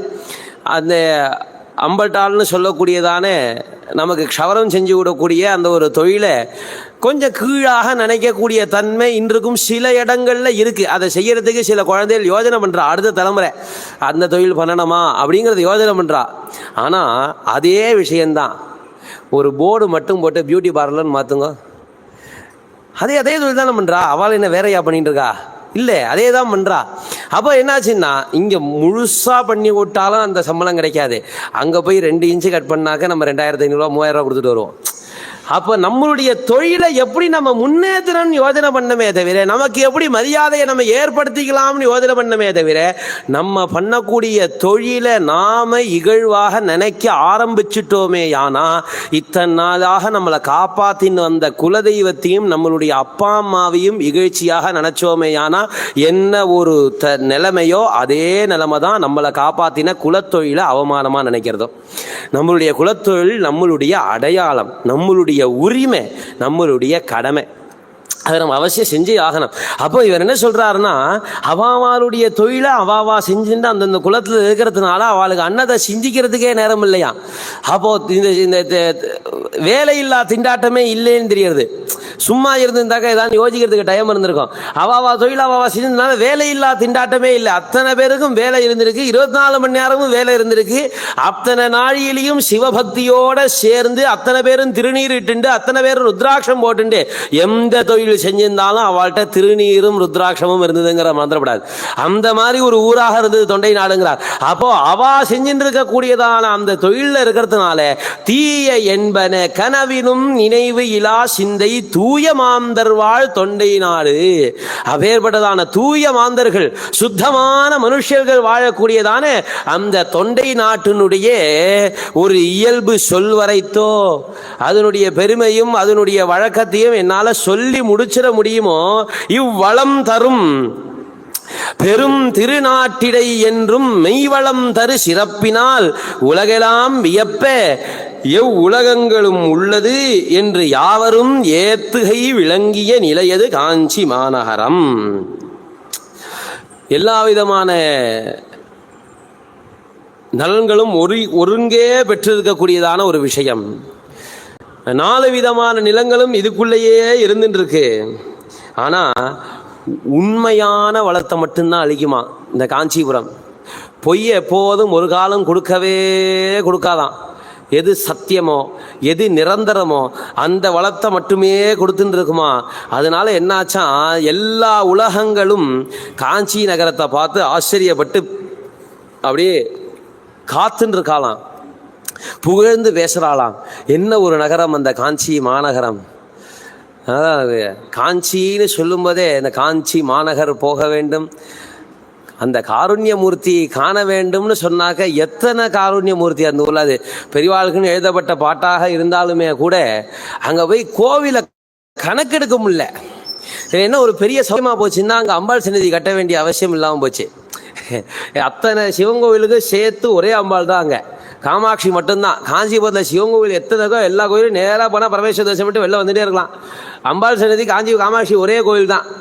எல்லாம் சுத்தீவர பரமேஸ்வரன் கோவில், நடுப்புற மத்தியமத்தில் காமாட்சி கோவில். எத்தனை கோவில், சப்த ரிஷிகளுக்கு தனித்தனியாக கோவில் இருக்குன்னே. வசிஷ்டேஸ்வரர், கௌதமேஸ்வரர், கஷ்யபேஸ்வரன் அவாவாவுக்கு தனித்தனியாக அவாவா பூஜை பண்ண கோவில். அங்கேயும் சப்தஸ்தானம் நடந்துருக்கு ஒரு காலத்தில். இப்பயும் நடந்துட்டு இருக்காங்கிறது தேடணும் நமக்கு. சப்தஸ்தானம் நடந்ததுங்கிறதுக்கு ஆதாரம் நமக்கு கிடைக்கிறது. அப்படி 7 ரிஷிகள் பூஜை பண்ணதான அந்த ஒரு க்ஷேத்திரத்திலே அந்த சப்தஸ்தான உற்சவம் நடந்திருக்கு. 7 கோவிலேருந்து சுவாமி விளையாட்டு இருக்கார். அப்போ பார்த்தோம்னா கச்சபேஸ்வரர் இருக்கார், ஏகாம்பரேஸ்வரர் இருக்கார். இது சைவம் ஒரு பக்கம். வைஷ்ணவம் அடித்து பட்டையை கிளம்பியிருக்கா. அங்கே போனோன்னா அத்தனை தமிழ் நமக்கு பாசுரம் கிடச்சிருக்கு. இங்கேயும் பாடாமலாம் இல்லை, நிறையா பாடியிருக்கா, நிறையா பெருமாளை பாடியிருக்கா, நிறையா பரமேஸ்வரனை பாடியிருக்கா. பாதி தானே நமக்கு கிடச்சிருக்கு. ரெண்டுமே ஆழ்வார்கள் அருளிய பாசுரமாக இருக்கட்டும் அல்லது மூவர் அருளியதான திருமுறையாக இருக்கட்டும், ரெண்டுமே நமக்கு வந்து பாதி தான் கிடச்சிருக்கு. அப்போது அங்கே காஞ்சிபுரத்துக்குள்ளே பார்த்தோமேயானா ஒரு கோவிலில் 3 திவ்ய தேசம், ஒரு கோவிலில் 2 திவ்ய தேசம். ஏகாம்பரேஸ்வரர் கோவிலே 2 இருக்குது, உலகந்தார் கோவிலில் 3 இருக்குது. பரமேஸ்வரன் கோவிலில் 2 திவ்ய தேசம் இருக்கு. என்ன இப்போ சிவன் கோவில் உள்ளுக்குள்ளே போனால் திவ்ய தேசம் இருக்கு. காமாட்சி அம்பாள் சந்நிதி பக்கத்திலேயே கல்வர் இருக்கார். இத்தினூண்டுக்கு இருப்பார். மூர்த்தியே இவ்வளோதான், 1.25 அடி கூட இருக்க மாட்டார், அவ்வளோதான். ரொம்ப சின்ன மூர்த்தி. பார்த்தோமே ஏன்னா நம்ம சிவன் கோவிலில் இருக்கக்கூடிய சாதாரணமாக பிரகாரத்தில் வரும்போது கோஷ்டமூர்த்தியாக இருக்கிற லிங்கோத்பவர் ஒரு சைஸுக்கு இருப்பார். ஆனால் அவருக்கு பாட்டு இருக்கு. அவர் திவ்யதேசம் 108ல் 1. யாரெல்லாம் 108 பார்க்குறேன்னு கிளம்புறாளோ, எந்த நாட்டிலேருந்து கிளம்புறாளோ அந்த அந்த இடுக்கில் போய் சுவாமியை பார்த்தானோ. தனி கோபுரம் கிடையாது சுவாமிக்கு, கல்வருக்கு ஒரு சந்நிதி, அவ்வளோதான். காமாட்சி அம்மன் கோவிலில் ஒரு பெறைக்குள்ளே இருப்பார், பக்கத்துலேயே தாயார் இருப்பாள், அவ்வளோதான் சந்நிதி. அப்போ எத்தனை க்ஷேத்திரங்கள் இடுக்கில் இருக்கக்கூடிய சுவாமியை கொண்டு அனுபவிச்சதான ஒரு நகரத்தில் இருந்துட்டு கோவில் கட்டி வச்சதை கூட கண்டுக்க மாட்டேன்னு உட்காந்துட்டோம்னா எப்பேற்பட்டதான ஒரு துர்பாகிய நிலை நமக்கு. அந்த கோவிலை பராமரிக்கிறதுக்கு நமக்கு முடியல. அவ்வளவு கோவில் அப்படியே கோபுரத்து மேலே செடி மண்டி போய் அப்படியே மேலே தூக்கி நிற்கிறது. கோபுரத்தில் மரம் வளர்ந்துருக்கா, மரம் கோபுரத்தை தாங்கிட்டு இருக்கான்னு தெரியல, அந்த அளவுக்கு செடி மண்டி போயிருக்கு. அதை பார்க்கறதுக்கு நமக்கு நேரமும் இல்லை, சக்தியும் இல்லை, அதுக்கு நம்ம டைம் ஒதுக்கிறதும் இல்லை. அங்கே போகணுங்கிற அந்த பொறுப்பும் கடமை உரிமை நமக்கு இருக்கு, அவசியம் பண்ணணும் நாம. அப்போ இவ்வளம் தரும் பெரும் திருநாட்டிடை என்றும் மெய் வளம் தரு சிறப்பினால், எப்போதும் உண்மையான வளத்தை தரக்கூடியதான ஒரு சிறப்பினாலே உலகெல்லாம் வியப்ப எவ்வுலகங்களும் உள்ளது. எல்லா லோகங்களும் எப்போதும் ஆச்சரியத்திலேயே இருக்கக்கூடியதான ஒரு காஞ்சி மாநகரம் ஆன தொல்நகர் அம்பிகைதம் பெருமானை மான அர்ச்சனையால் ஒரு காலத்து வழிபட்டு ஊனம் இல்லறம் அநேகமும் உலகுய்ய வைத்த வெண்மை பூண்ட அப்பெருமையை அறிந்தவா விளம்பில். அப்பா, நான் ஒரு காலத்துல அம்பாள் இந்த ஊர்ல பரமேஸ்வரனை பூஜை பண்ணதே சொல்லலாம்னு ஆரம்பிக்கலாம்னு நினைக்கிறேன் அப்படின்னு சொல்லிட்டு இத்தனை காஞ்சியை சொல்லிட்டு இப்ப காமாட்சிக்குள்ள உள்ள வரார் சேகரார் பெருமான். அப்படி உள்ள வரும்போது வெள்ளிமால் வரை கைலையில் வீற்றிருந்து அருளி துள்ளுவார் புனல் வேணியார் அருள் செய்ய தொழுது தெள்ளு வாய்மையின் ஆகமத்திறன் எல்லாம் தெரிய உள்ளவாறு கேட்ட அருளினால் உலகை ஆள் உடையாள். பரமேஸ்வரன் கைலாசத்தில் உக்காந்துட்டு ஆகமத்தை பற்றி சொல்லிட்டு இருந்தாராம். ஆகமத்தை பற்றி சொல்லிட்டு இருந்தாராம். அதே பார்வதி தேவி உக்காந்து கேட்டுட்டு இருக்கா. ஃபுல்லாக நன்னா பொறுமையாக அவர் என்ன சொல்கிறாருங்கிறத காது கொடுத்து நன்னா கேட்குறா. அதை கேட்டதுனால அவளுக்கு ஒரு விஷயம் புரிஞ்சுதான். எண்ணில் ஆகமம், ஆகமம் இவ்வளவுதான்னு சொல்லி எண்ணி அடக்கிட முடியாதான், எண்ணிக்கை இல்லாத ஆகமம். அப்போ நிறைய ஆகமம் இருக்குது. அந்தந்த கோவிலில் எந்தெந்த ஆகமத்துப்படி பிரதிஷ்டை ஆகிருக்கோ அந்தந்த கோவிலில் அந்தந்த ஆகமத்துப்படி தான் பூஜை ஆகும். அதை மாற்றுறதுங்கிறது சாத்தியம் இல்லை. அதுதான் இங்கே புரிகிறார். எண்ணில் ஆகமம், எண்ணிக்கையே கிடையாது. இப்போ திருவாரூர் கோவிலெலாம் பார்த்தா 3 ஆகமம் சேர்ந்து பூஜைங்கிறான். அப்படி அந்த பிரதிஷ்டையே அப்படி தான் ஆகிருக்கு. உற்சவத்தில் பார்த்தோமே ஆனால் வித்தியாசமான உற்சவங்கள் நடுப்புற அப்படியே வந்து சேரும். அப்போ 3 ஆகமத்தினுடைய சேர்க்கைன்னு சொல்கிறா, விஷயம் தெரிஞ்சவெல்லாம். அப்போது அந்த எண்ணிக்கை இல்லாத ஒரு ஆகமம், அந்த கோவில் எத்தகையது அப்படிங்கிறத நம்ம புரிஞ்சுக்கிறதுக்கே கொஞ்சம் நாள் ஆகும். இப்போ நம்ம உதாரணத்துக்கு நம்ம எதுக்கு சொல்ல போனோம்னா, நம்ம பெரிய கோவில் மகுடாகமத்தை சேர்ந்தது அப்படின்னு சொல்லி அந்த மகுடாகமத்து மூலியமாக நமக்கு பூஜை ஆகிட்டு இருக்கு. அப்படி எண்ணில் ஆகமம், எண்ணிக்கையே இல்லை, இவ்வளவுதான் ஆகமம். இருந்தாலும் ஒரு 28 18 சொல்லி நம்ம ஏதோ கிடைச்சது, காப்பாற்றினது, நம்ம கை வரைக்கும் வந்தது, அதை காப்பாற்றின்னு இருக்கோம். அத்தனை ஆகமத்தையும் கேட்டு இயம்பிய இறைவர் தாம் விரும்பும் உண்மையாவது பூசனை என உரைத்து அருளே. அவர் சொன்னாலாம், இத்தனை ஆகமத்திலையும் சொல்லப்பட்டதான என்ன விஷயம், அதனுடைய சாரம் என்ன அப்படின்னு சொன்னாக்க, உண்மையாவது, அவர் ஆசைப்படக்கூடியதான உண்மையான வஸ்து என்னன்னு சொன்னாக்க பூசனை என உரைத்த அருள. எனக்கு பூஜை பண்ணோங்கிறது தான் இத்தனை ஆகமத்துக்கும் உள்ள சாராம்சம். அவ்வளவுதான். அந்த பூஜைக்கு எப்படி எத்தனை வகை இருக்குங்கிறத தான் நான் உனக்கு சொன்னேன் அப்படின்னு சொன்னதுமே, அன்னலார் தமை அர்ச்சனை புரிய ஆதரித்தால் பெண்ணின் நல்லவள் ஆயின பெருந்தவ கொழுந்து. எத்தனையோ தபஸ் பண்ணி அந்த பரமேஸ்வரனை அடைஞ்சிருந்தாலும் கூட இன்னும் கொஞ்சம் தபஸ் பண்ணி அவரை பூஜை பண்ணணும்னு ஆசைப்பட்டாலாம். பரமேஸ்வரன் அதை புரிஞ்சுன்னு கேட்டாராம், அடுத்தது என்கொள் நின்பால்னாராம். அடுத்தது உனக்கு என்ன பண்ணோம் நானே அப்படின்னாராம். உனக்கு ஏதாவது வேணுமா? பார்வதி தேவி கேட்டாலாம், இங்கு நாதே நீ மொழிந்த ஆகமத்தின் இயல்பினால் உன்னை அர்ச்சனை புரிய பொங்குகின்றது என் ஆசை.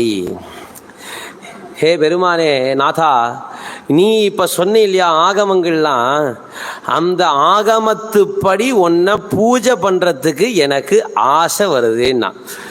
பார்வதி தேவி கைலாசத்தில் தனக்கு பாதியை கொடுத்த பரமேஸ்வரனை மீதி பாதியிலேயே உட்காந்துட்டு, கர்ப்பகிரகம் போக வேண்டாம், கர்ப்பகிரகத்தில் இருக்க சுவாமியில் பாதியே அம்பாள் தான், அப்படி உட்காந்துட்டு தினம் தினம் பூஜை பண்ணிட்டு இருக்கக்கூடிய அம்பாள் சொன்னாலாம், நீ சொன்ன ஆகமத்துப்படி எனக்கு பூஜை பண்ணுறதுக்கு ஆசையாக இருக்குது, நான் ஆகம ரீதியாக உனக்கு பூஜை பண்ணணும், அது எனக்கு உள்ள மனசுக்குள்ள ஒரு ஆசை வந்துட்டே இருக்குன்னு சொன்னபோது, தேவதேவவும் அது திருவுள்ளம் செய்து தென் மிக்க செல்வத்தால் யாவரும் தன்னை அடைவது மண்மேல் என்றும் உள்ளது காஞ்சி மற்ற அதனுள் மா அமர்ந்த நம் இருக்கையில் அணைந்து மண் பூசனை மகிழ்ந்து செய்வாய் என்று ஏவே எம்பெருமாட்டியும் பிரியா இசைவு கொண்டு எழுந்து அருளுதற்கு இசைந்தாள்.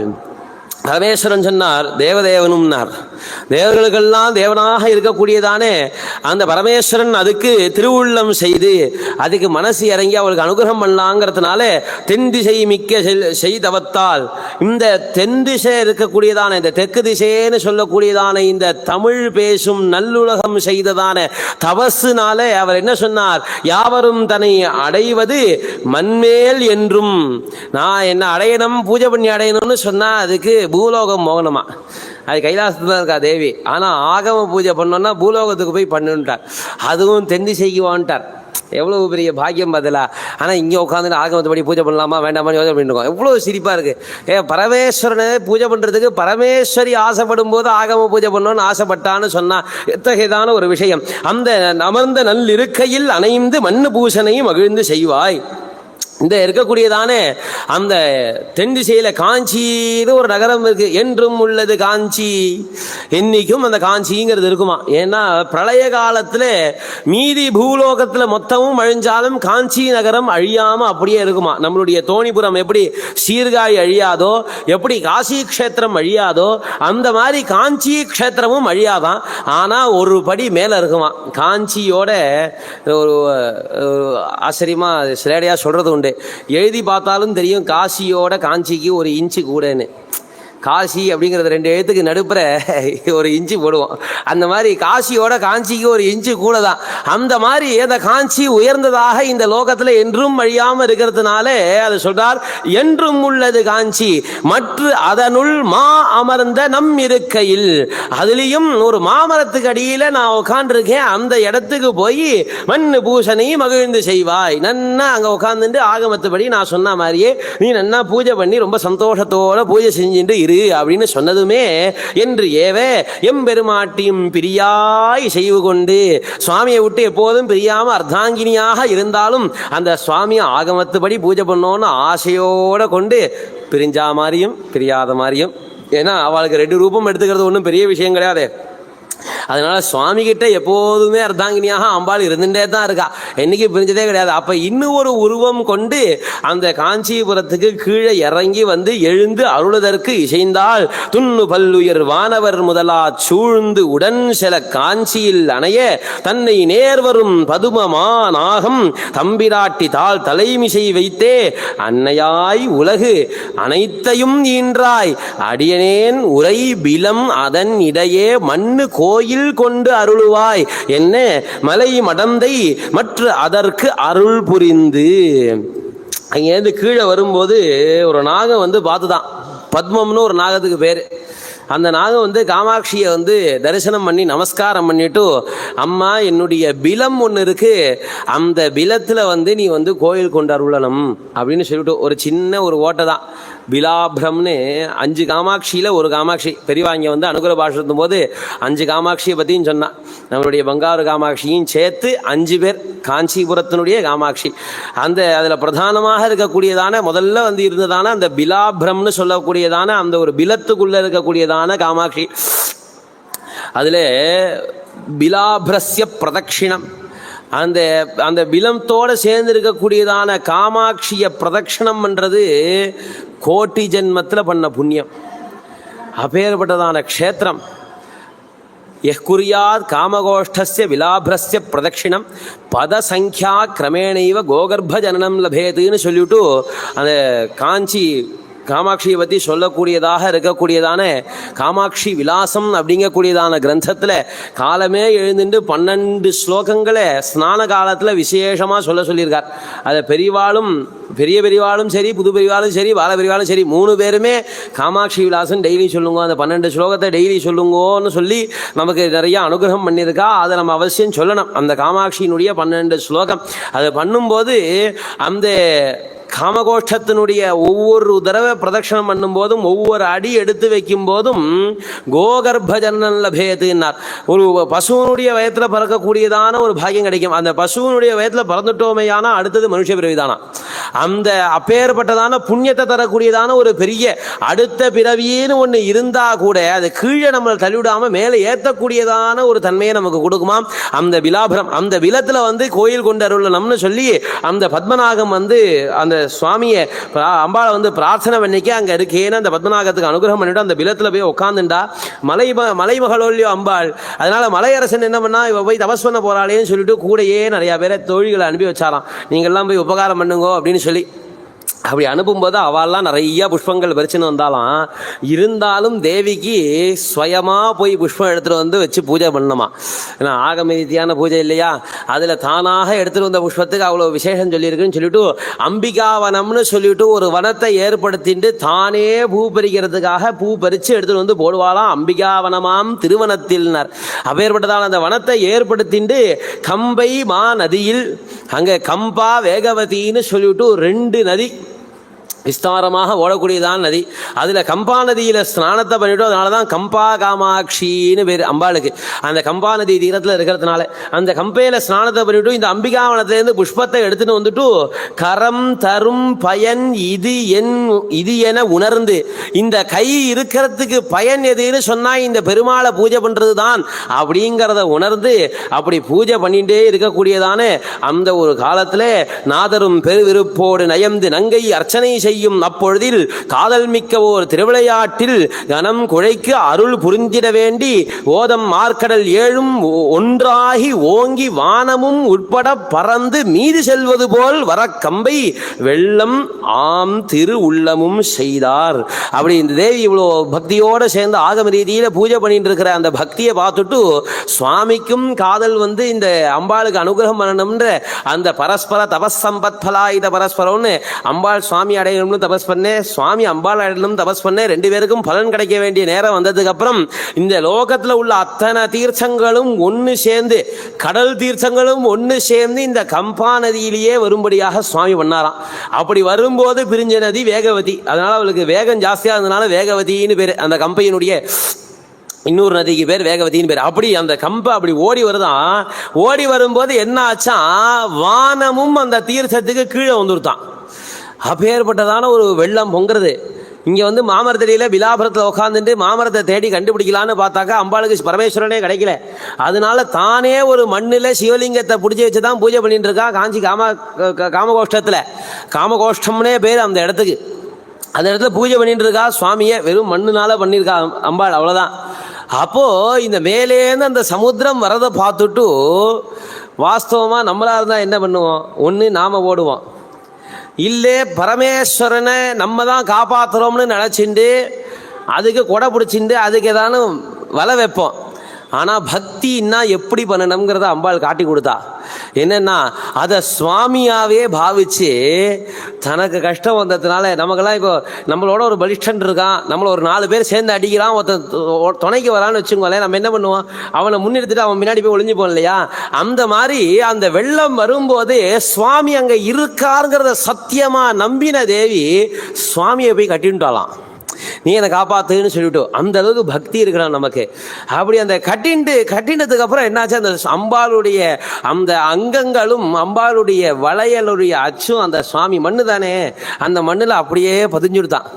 அது பதிஞ்சது, அந்த பதியறத்துல தான் சுவாமிக்கு ஆனந்தமே. அம்பாள் வந்து நம்மளோட சேரணம், இரண்டரை கலக்கணம். அந்த அத்வைத தத்துவம் காஞ்சிபுரத்தில் ஆச்சாரியால் பின்னாடி வந்து ஸ்தாபிக்க போறார்.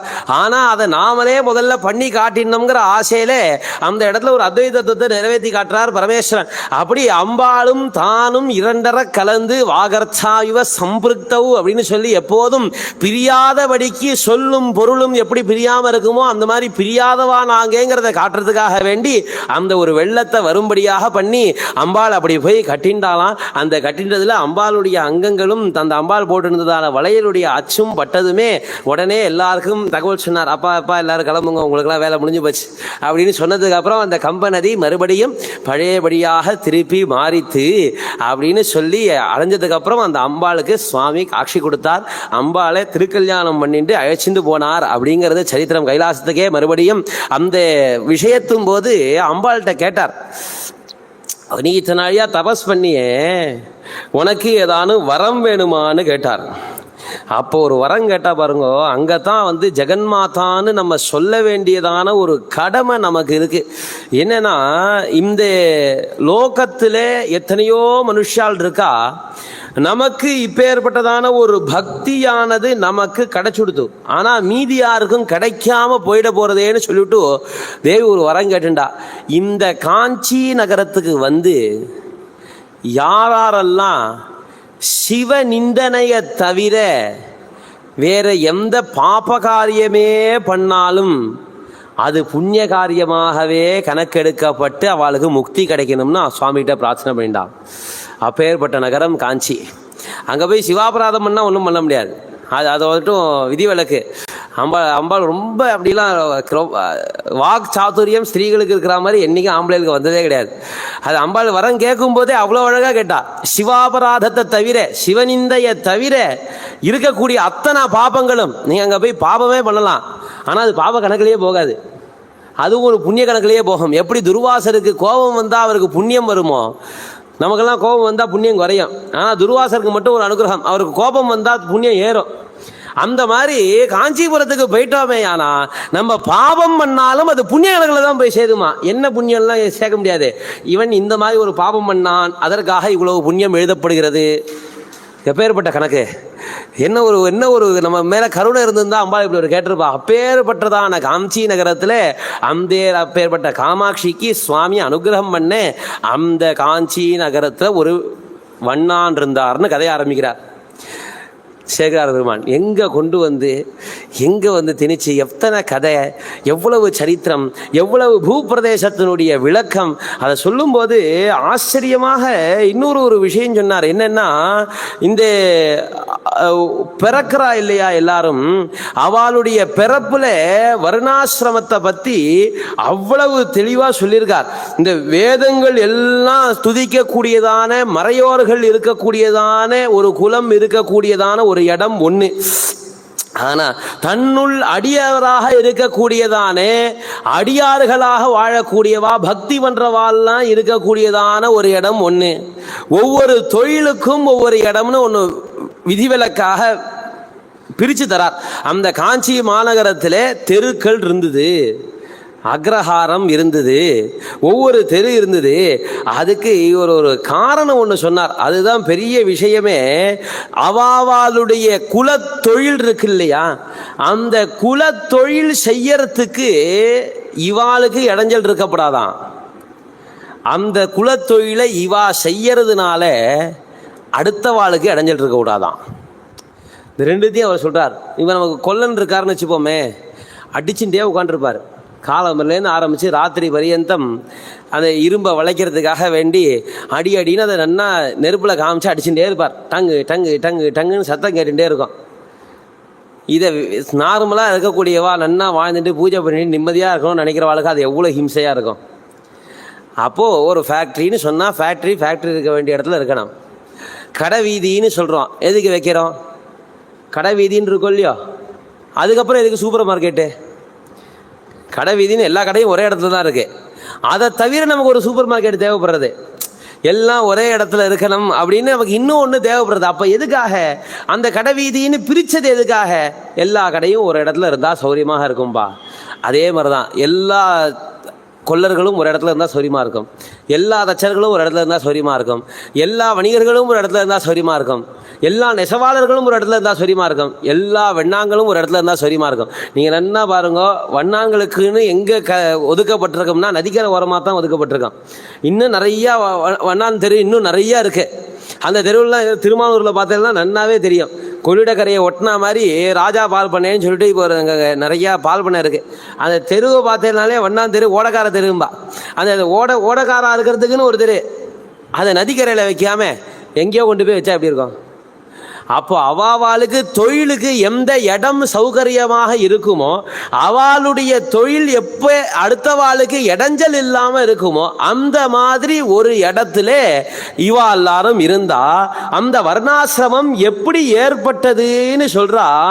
ஓங்கிய நாள் குலத் தொல்வாய் புணர்வில் தம்மில் உயர்ந்தனவும் இழிந்தனவும் ஆனே சாதி தாங்குழுமிற் பிறம் தகு குல பேதம் எல்லாம் தன் தகைமைக்கேற்ற தனி இடங்கள் மேவி ஆங்கு நிறை கிளை பயின்று மரபின் ஆற்ற அடுத்த வினை தொழின் முறைமை வழாமை நீடு பாங்கு வளர் இருக்கை நிலை பலவும் எல்லாம் பண்பு நீடிய உரிமை பாலன்றே.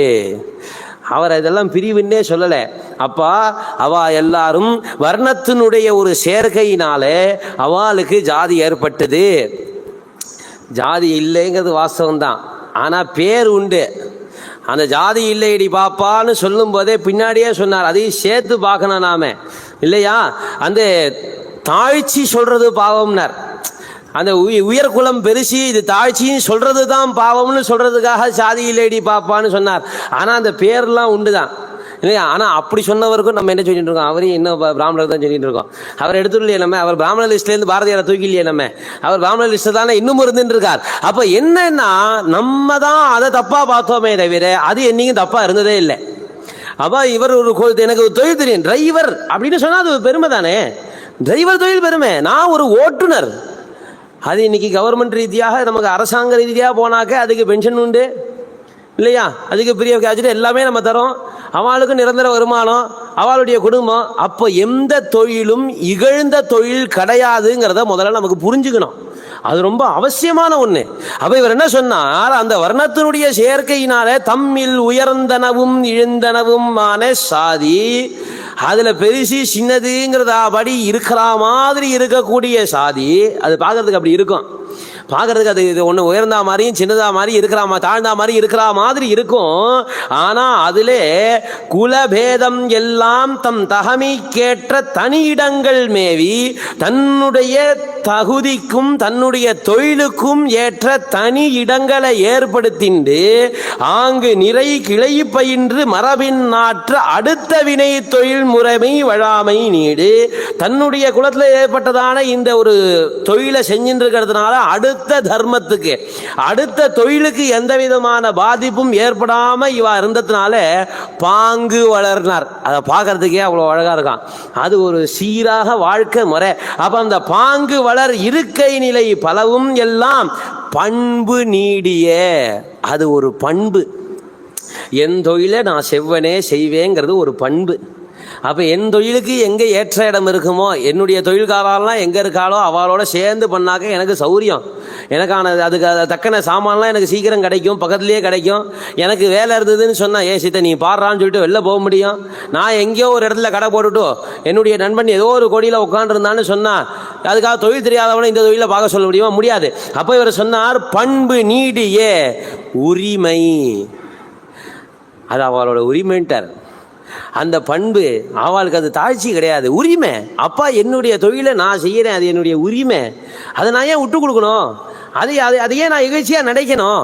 அப்போது சில சொல்லி சொல்லி சொல்லி சொல்லி நமக்கு ஒன்று மேலே ஏறிதுக்கே தவிர இது பெருசோ இது சின்னதோ இது தாழ்ச்சியோ இதுதான் ஒசந்ததோ அப்படின்னு நினச்சிட்டோமே தவிர தமிழ் உலகமோ வர்ணாசிரம தர்மமோ ஒரு காலம் எந்த ஒரு தொழிலையும் எந்த ஒரு சாதியையும் எந்த ஒரு தொழில் பார்க்குறவாளையும் எந்த ஒரு வர்ணத்தையும் ஒருபோதும் ஒரு காலம் தூக்கி பிடிச்சதும் இல்லை, கீழே இறக்கினதும் இல்லை. எல்லாம் ஒரு கோட்டில் உள்ளது. ஆனால் ஸ்வே ஸ்வே தர்மணி, அவாவாளுடைய தர்மத்தில் அவாவாளுக்கு அபிருச்சி இருக்கணும்.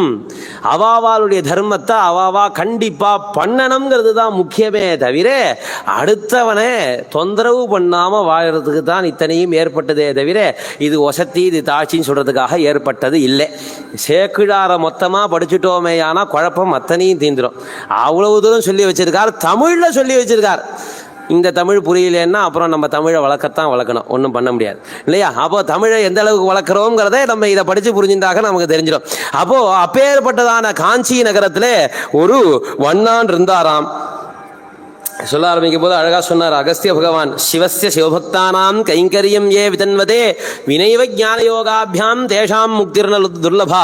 முக்தி கிடைக்கணும் அப்படின்னு சொன்னாக்க ஞான யோகம் பண்ணணுங்கிறது. ஏன்னா 2 விதமான நிஷ்டை இருக்குன்னார். ஒன்று கர்ம மார்க்கம், இன்னொன்று ஞான மார்க்கம். ஒன்று கர்மா பண்ணி சித்தசுத்தி ஏற்படுத்திக்கிட்டு அதுக்கப்புறம் ஞானத்துக்கு போய் அந்த ஞான மார்க்கத்தில் மோட்சத்தை அடையணும், இதுதான் வழி. ஆனால் சிவனுக்கும் சிவபக்தர்களுக்கும் யார் கைங்கரியம் பண்றாளோ அவளுக்கு இந்த ஞான யோகம்னு சொல்லக்கூடியதான இந்த 2ம் தேவையில்லாதபடிக்கு ஞான யோகாபியாம் வினைவ இது 2ம் இல்லாமலேயே தேஷாம் முக்திர்ன துர்லபா. அவளுக்கெல்லாம் முக்தி ஒன்றும் பெருசாக துர்லபமே கிடையாது, கிடைக்காத வஸ்துவே கிடையாது. போனால் நான் சிவன் அர்ச்சனை பண்ணுறேன், நான் மனசால சுவாமியை சிவாய மகான்னு சொல்கிறேன்னு சொன்னால் எனக்கு முக்தி கிடைச்சிட போகிறது. அப்பேற்பட்டதான ஒரு விஷயமாக போயிடும்பா அப்படின்னு சொல்லிவிட்டு இதுக்கு சொல்கிறார் ஏததர்த்தே புராவத்தம் கதையாமே முனீஸ்வரா. இதுக்கு நான் முன்னொரு காலத்தில் ஒரு நடந்த கதையை நான் உனக்கு சொல்கிறேன். விஸ்வயந்தே யதாகர்ணிய ஞானியோ விகதீஷனாக. இருக்கக்கூடிய ஆசை எல்லாத்தையும் விட்ட ஞானிகளும் எந்த ஒரு கதையை கேட்டு விஸ்வயத்தை அடைகிறாளோ ஒரு ஆச்சரியத்தை அடைகிறாளோ அப்பேற்பட்ட ஒரு கதையை சொல்றேன்னு சொல்லிட்டு அகஸ்திய பகவான் ஆரம்பிக்கிறார். அவரு விடா கொண்டன் கடா கொண்டன் காஞ்சிபுரத்தையும் காமாட்சியும் வர்ணிக்கிறார். இவர் சேக்கிடாரே அட்டகாசமா சொல்லிவிட்டார். அதுக்கும் மேல அவரு வர்ணிக்கிறார். அப்படி எல்லாம் போய் தத்ராஸ்தி கஷ்டித்ரஜகா சிவபக்த சிகாமணி ஆசீதேகாம்ரநாதஸ்யே சது வஸ்திராவனே ஜகா. அங்கே ஒரு ரஜகன்னு சொல்லக்கூடியதான வண்ணானத்தர் இருந்தார். சிவபக்த சிகாமணினார். சிவபக்தர்களுக்கெல்லாம் மேலே சிக்கைக்கு மேலே அலங்கரிக்கக்கூடியதான மணி போல சிறந்து விளங்கக்கூடியதான பிரசமத்தா எண்ணக்கூடியதான ஒருத்தராக இருந்தாராம் வண்ணான்னா. துணியை துவைக்கி போடுறவர் தான். அத்தனை பேர் அழுக்கு துணியும் துவைச்சி போடக்கூடிய ஒரு ஜாதியில் இருந்து அந்த தொழிலை செய்கிறவர் தான். ஆனால் அவரை எப்படி சொல்கிறோம்? சிவபக்த சிகாமணிஹி. அவரை பார்த்தாலும் நம்ம ராஜராஜ சோழன் நமஸ்காரம் பண்ணுவானாம். அதனால தான் சிவபாத சேகரன்னு பேர் வச்சிருந்தான். பரமேஸ்வரனுடைய பாதத்தை இந்த தரையில சூடினவன் நம்மளுடைய ராஜராஜ சோழன் நமக்கு வழிகாட்டியிருக்கான். நம்ம ஏன் இன்னொருத்தர போய் தேடணும்? தஞ்சாவூர் மண்ணில் தானே உட்காந்துருக்கோம், சோழ தேசத்தை தானே உட்காந்துருக்கோம். அவன் அத்தனை பேரையும் மதிச்சிருக்காரு. அப்போ அவள்லாம் தொழிலை விட்டு வந்துருன்னாலா? அவன் அந்த தொழிலெலாம் பண்ணாமல் இருந்தால் தான் நமக்கு இந்த தஞ்சாவூர் பெரிய கோவில் கிடச்சிதா? எல்லாத்தையும் விட்டதுனால தான் நம்மளால் இன்னி வரைக்கும் அந்த மாதிரி இன்னொரு கோவிலை கட்ட முடியல இல்லையா? அப்போ நம்ம தான் அதை காப்பாற்றணும். அப்போ சிவபக்த சிகாமணிஹி, சிவபக்தர்களே ரொம்ப தலை சிறந்தவராக அவர் வாழ்ந்துட்டு இருந்தார். அவர் என்ன பண்ணிட்டு இருக்கார் அப்படின்னு சொன்னா, ஸ்ரீபக்தேங்கித வேப்தேதி நாம் நாஹுஸ்தம் முனீஸ்வராக. அவர் என்ன பண்ணுவாராம், யாரெல்லாம் காஞ்சிபுரத்துக்கு சிவபக்தால் வராளோ அவளுக்கு என்ன தேவைங்கிறத தெரிஞ்சுட்டு செய்வாராம். குறிப்பறிந்து செய்யறதுனால அவருக்கு திருக்குறிப்பு தொண்டர்னே பேர் வந்தது. இவாளுக்கு இப்போ என்ன தேவை? சாப்பாடு தேவையா? வஸ்திரம் தேவையா? படுத்துக்கிறதுக்கு இடம் தேவையா? தீர்த்தம் தேவையா? இது குளிர் காலமா வெயில் காலமா? நல்ல மழை பெஞ்சின்னு இருக்கும்போது ஆவி பறக்க டீ கொண்டு வந்து கொடுத்தா நல்லா இருக்கும் இல்லையா? ஆனால் நல்ல பட்டை படைக்கிற வெயிலில் ஒருத்தர் உள்ளே வரும்போது அந்த மாதிரி டீ பிரியர்களும் இருக்கா? இல்லை, எவ்வளோ வெயில் அடித்தாலும் நான் டீ குடிப்பேன் இருக்கவாலாம் இருக்கா. ஆனாலும் எது ஹிதம்னு சொன்னாக்க அந்த ஒரு போர்ச்சே அழகா அதுக்கு வந்து நல்ல ஜில்லுன்னு இருக்கக்கூடியதான ஒரு தீர்த்தத்தை எடுத்து, ஒரு பானை தீர்த்தத்தை எடுத்து நல்லா வெட்டி வேரெல்லாம் போட்டு கொடுத்தோமே, ஏன்னா அது அவ்வளோ சுகமாக இருக்கும். அப்போது ஒரு ஒரு உஷ்ணோதகம் கொடுக்க வேண்டிய வெந்நீர் கொடுக்க வேண்டிய நேரத்தில் வெந்நீரும், ஒரு ஜில்லுன்னு பானை தீர்த்தம் கொடுக்க வேண்டிய நேரத்தில் பானை தீர்த்தமும் கொடுக்கறது தானே இயல்பாக இருக்கும். அந்த மாதிரி கேட்காமலேயே செய்வாராம், குறிப்பு அறிந்து செய்வாராம். அதனால திருக்குறிப்பு தொண்டர்னு அவருக்கு பேரே அமைஞ்சு போச்சு. அவருடைய ஒரிஜினல் பேர் என்னன்னு யாருமே சொல்லலை. இவரும் சொல்லலை, அகஸ்திய பகவானும் சொல்லலை, சேகராரும் சொல்லலை. அதனால அவருக்கு திருக்குறிப்பு தொண்டர்னே பேர். சிவபக்தே இங்கித வேத்தா, அவளுக்கு என்ன தேவைங்கிறத முன்னாடியே தெரிஞ்சுட்டவா. இங்கித வேத்தா, அவளுக்கு தேவையானதெல்லாம் தெரிஞ்சிக்கக்கூடியவரனே இவரும் சொல்லிவிட்டார் பேரை. அப்பே அந்த மாதிரி பேர் ஏற்படும்படியாக பக்திம் கரோதி கிரிஷே தத் பக்தேஷ்வபி பக்திமானு. பரமேஸ்வரன் இடத்துலையும் அவருடைய அடியார்களிடத்திலையும் அப்பேற்பட்டதான ஒரு பக்தியை பண்றாராம். சசிவானுகிரஹாதாசீத் சைவானாம் வஸ்திர சோதகா. பரமேஸ்வரனுடைய அனுகிரகத்தினால அவருக்கு ஒன்று கிடைச்சுதான். என்னன்னா, சைவாளுடைய வஸ்திரத்தை தோச்சு கொடுக்கக்கூடிய பாக்கியம் கிடைச்சுதான் அவருக்கு. நம்ம எந்த தொழில் பண்றோங்கிறது முக்கியம் இல்லை, அந்த தொழிலையும் பரமேஸ்வரனுக்கு கைங்கரியம் பண்றோமாங்கிறது தான் முக்கியம். நம்ம சிறந்த தொழிலே செய்யலாம், ஆனா அதனால பரமேஸ்வரனுக்கு ஒரு எள்ளளவு பிரயோஜனம் இல்லை, சிவபக்தாளுக்கு ஒரு எள்ளளவு பிரயோஜனம் இல்லைன்னா நீ எப்பேற்பட்ட பெருமை கொண்டு நீ மார்த்தட்டின்னு பண்ணக்கூடிய நீ உத்தியோகம் பார்த்தாலும் பிரயோஜனம் இல்லை. 1 கோடி ரூபாய் நீ சம்பாதிச்சாலும் அதிலேருந்து 1 ரூபாய் சிவனடியார்களுக்குன்னு செலவு பண்ணலேன்னு சொன்னால் அது பிரயோஜனமே இல்லை, பெருமைக்குரிய விஷயமே கிடையாது. 1 கோடி சம்பாதிச்ச கோடீஸ்வரன் நீ இல்லை. பாருக்குள் வீடுகள் ஆடுகள் மாடுகள் பணம் இருந்தால் அவன் பெரியவனாவனோ, யாருக்கு பொன்னம்பல கிருபை இருக்குதோ அவனே பெரியவனாம்னா. அவர் பொன்னம்பலத்துடைய கிருபை இருக்கணும், அப்பதான் அவன் தான் பெரியவன். மீதி யாரும் பெரியவன் கணக்கிலே எடுக்க முடியாது. அதனால இவருக்கு என்ன ஆச்சா, இவருடைய தொழில் வண்ணான் குலத்தில் பிறந்து சோதிக்கக்கூடிய வஸ்திரத்தை சோதனை பண்ணக்கூடிய தொழில் தான். அந்த தொழிலே சிவனுடைய அனுகிரகத்தினால சைவாளுடைய துணி துவைக்கும்படியாக வந்துதான். சிவபக்தால் இல்லாதவாளுடைய துணியை இவர் துவைக்கிறது இல்லையேங்கிறது இதுலேருந்து தெரிகிறது. அதில் ஒரு வட்டம் போட்டுருக்கார்.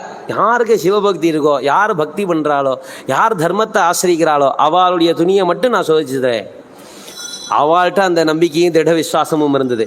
அதனால அவர் என்ன பண்ணார், ஆசீத்து வஸ்திர சோதகா சைவானாம், செய்வர்களுக்கு அந்த மாதிரி இருந்தார். அதுலேயும் யாரானும் விபூதியும் ருத்ராட்சமும் போட்டுன்னு வந்துட்டான்னு சொன்னாக்க அதுலேயும் தீட்சை சிவதீட்சைன்னு ஒன்று உண்டு. அந்த சிவதீட்சையும் ஏத்துண்டு வந்துட்டான்னு சொன்னாக்க மலினாஞ்சித வாசசாம், அவளுடைய வஸ்திரம் கந்தலாக இருந்தாலும் அதை அவள்கிட்ட போய் கேட்டு நான் சுத்தம் பண்ணி தரேன் புழுங்கோன்னு சொல்லி கேட்டு வாங்கி தோச்சு தருவாராம்.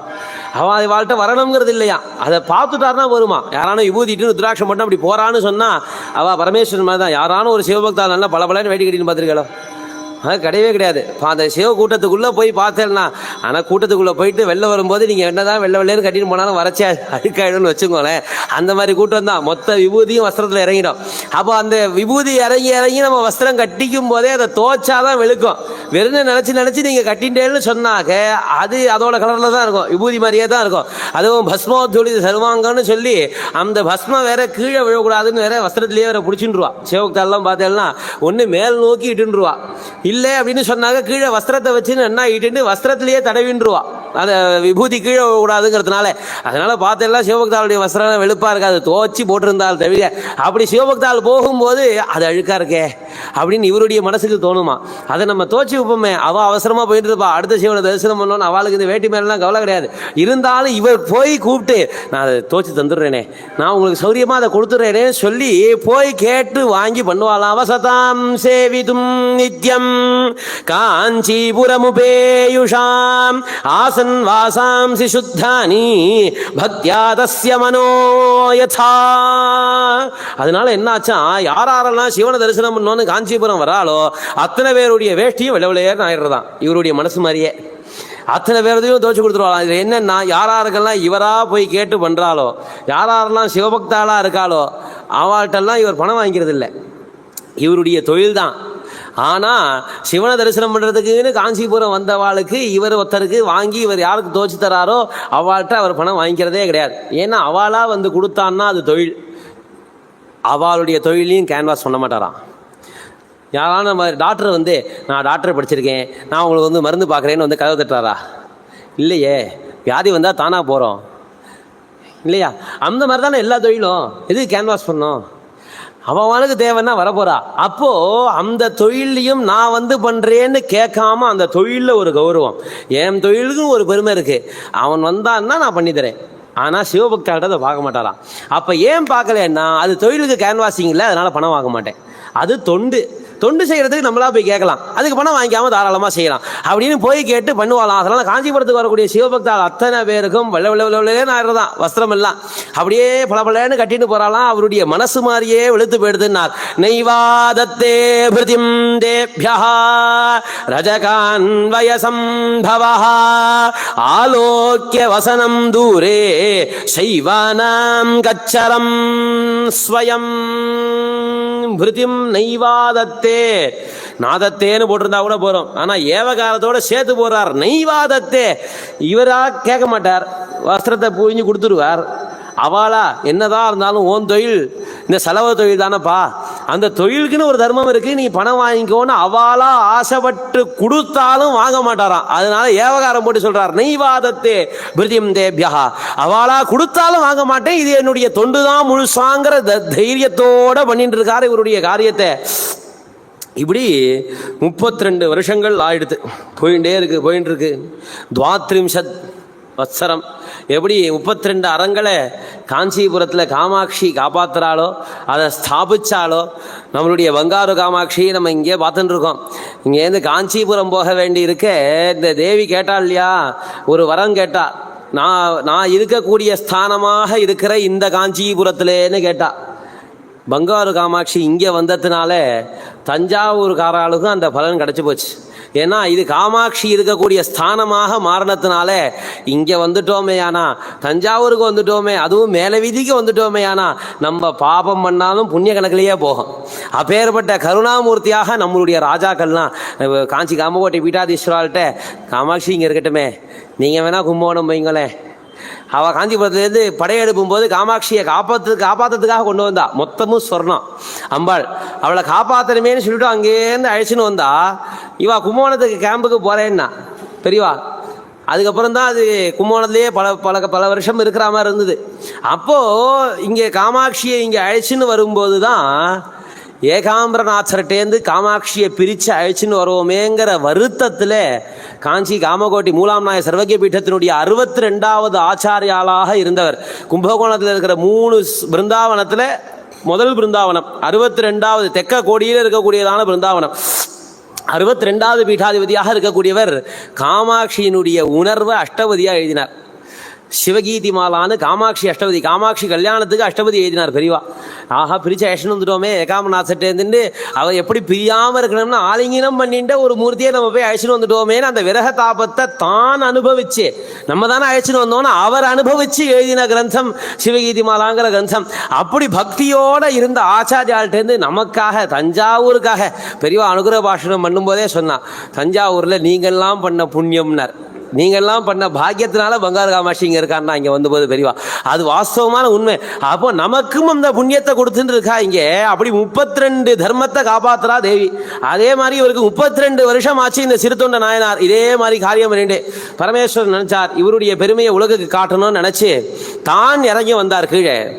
ஒரு கிழ பிராமண வேஷத்தை போட்டுண்டு, நல்ல மழை காலம், இந்த மாதிரி வெயில் காலத்துலேயும் மழை பெய்யுறது பாருங்க, நல்ல அக்னி நட்சத்திரத்தில் மழை பெஞ்சின்னு இருக்கு, அது சாத்தியம் இல்லாமல் ஓடின்னு இருக்கு, என்ன என்ன நடக்கிறது அப்படின்னு. அந்த மாதிரி நல்ல ஒரு மழை பெய்யக்கூடியதான ஒரு நேரம்னு நினைக்கிறா. இவர் சொல்கிறார் பரமேஸ்வரன், இவருக்கு குறிப்பு தொண்டருக்கு ஒன்றுமே தெரில, என்ன வெயில் கொளுத்தின்னு இருக்கு, இவர் என்ன மழைங்கிறார், ஒன்றுமே புரியலையே. அங்கேருந்து பரமேஸ்வரன் நடந்து என்ன பண்ணாராம், மீதி எல்லாரும் வஸ்திரமானு கட்டின்னு வருவா. பரமேஸ்வரன் வரும்போது ஒரு கௌபீனத்தை கட்டிட்டு ஒரு கௌபீனத்தை கையில் எடுத்துகிட்டு வந்தாராம். இவருக்கு அன்னைக்குன்னு பார்த்து சிவனடியார் யாரும் கிடைக்கல. ஒரு நாளைக்கு ஒத்தருக்காவது பணம் வாங்கிக்காமல் சிவனடியாருக்கு கண்டிப்பாக பண்ணிவிடுவார், அவர் தோச்சு கொடுத்துருவார். அப்படி ஒரு நாள் கூட தப்ப மாட்டார். அன்னைக்குன்னு பார்த்து யாரும் நம்பல. இவர் தான் வந்தார்.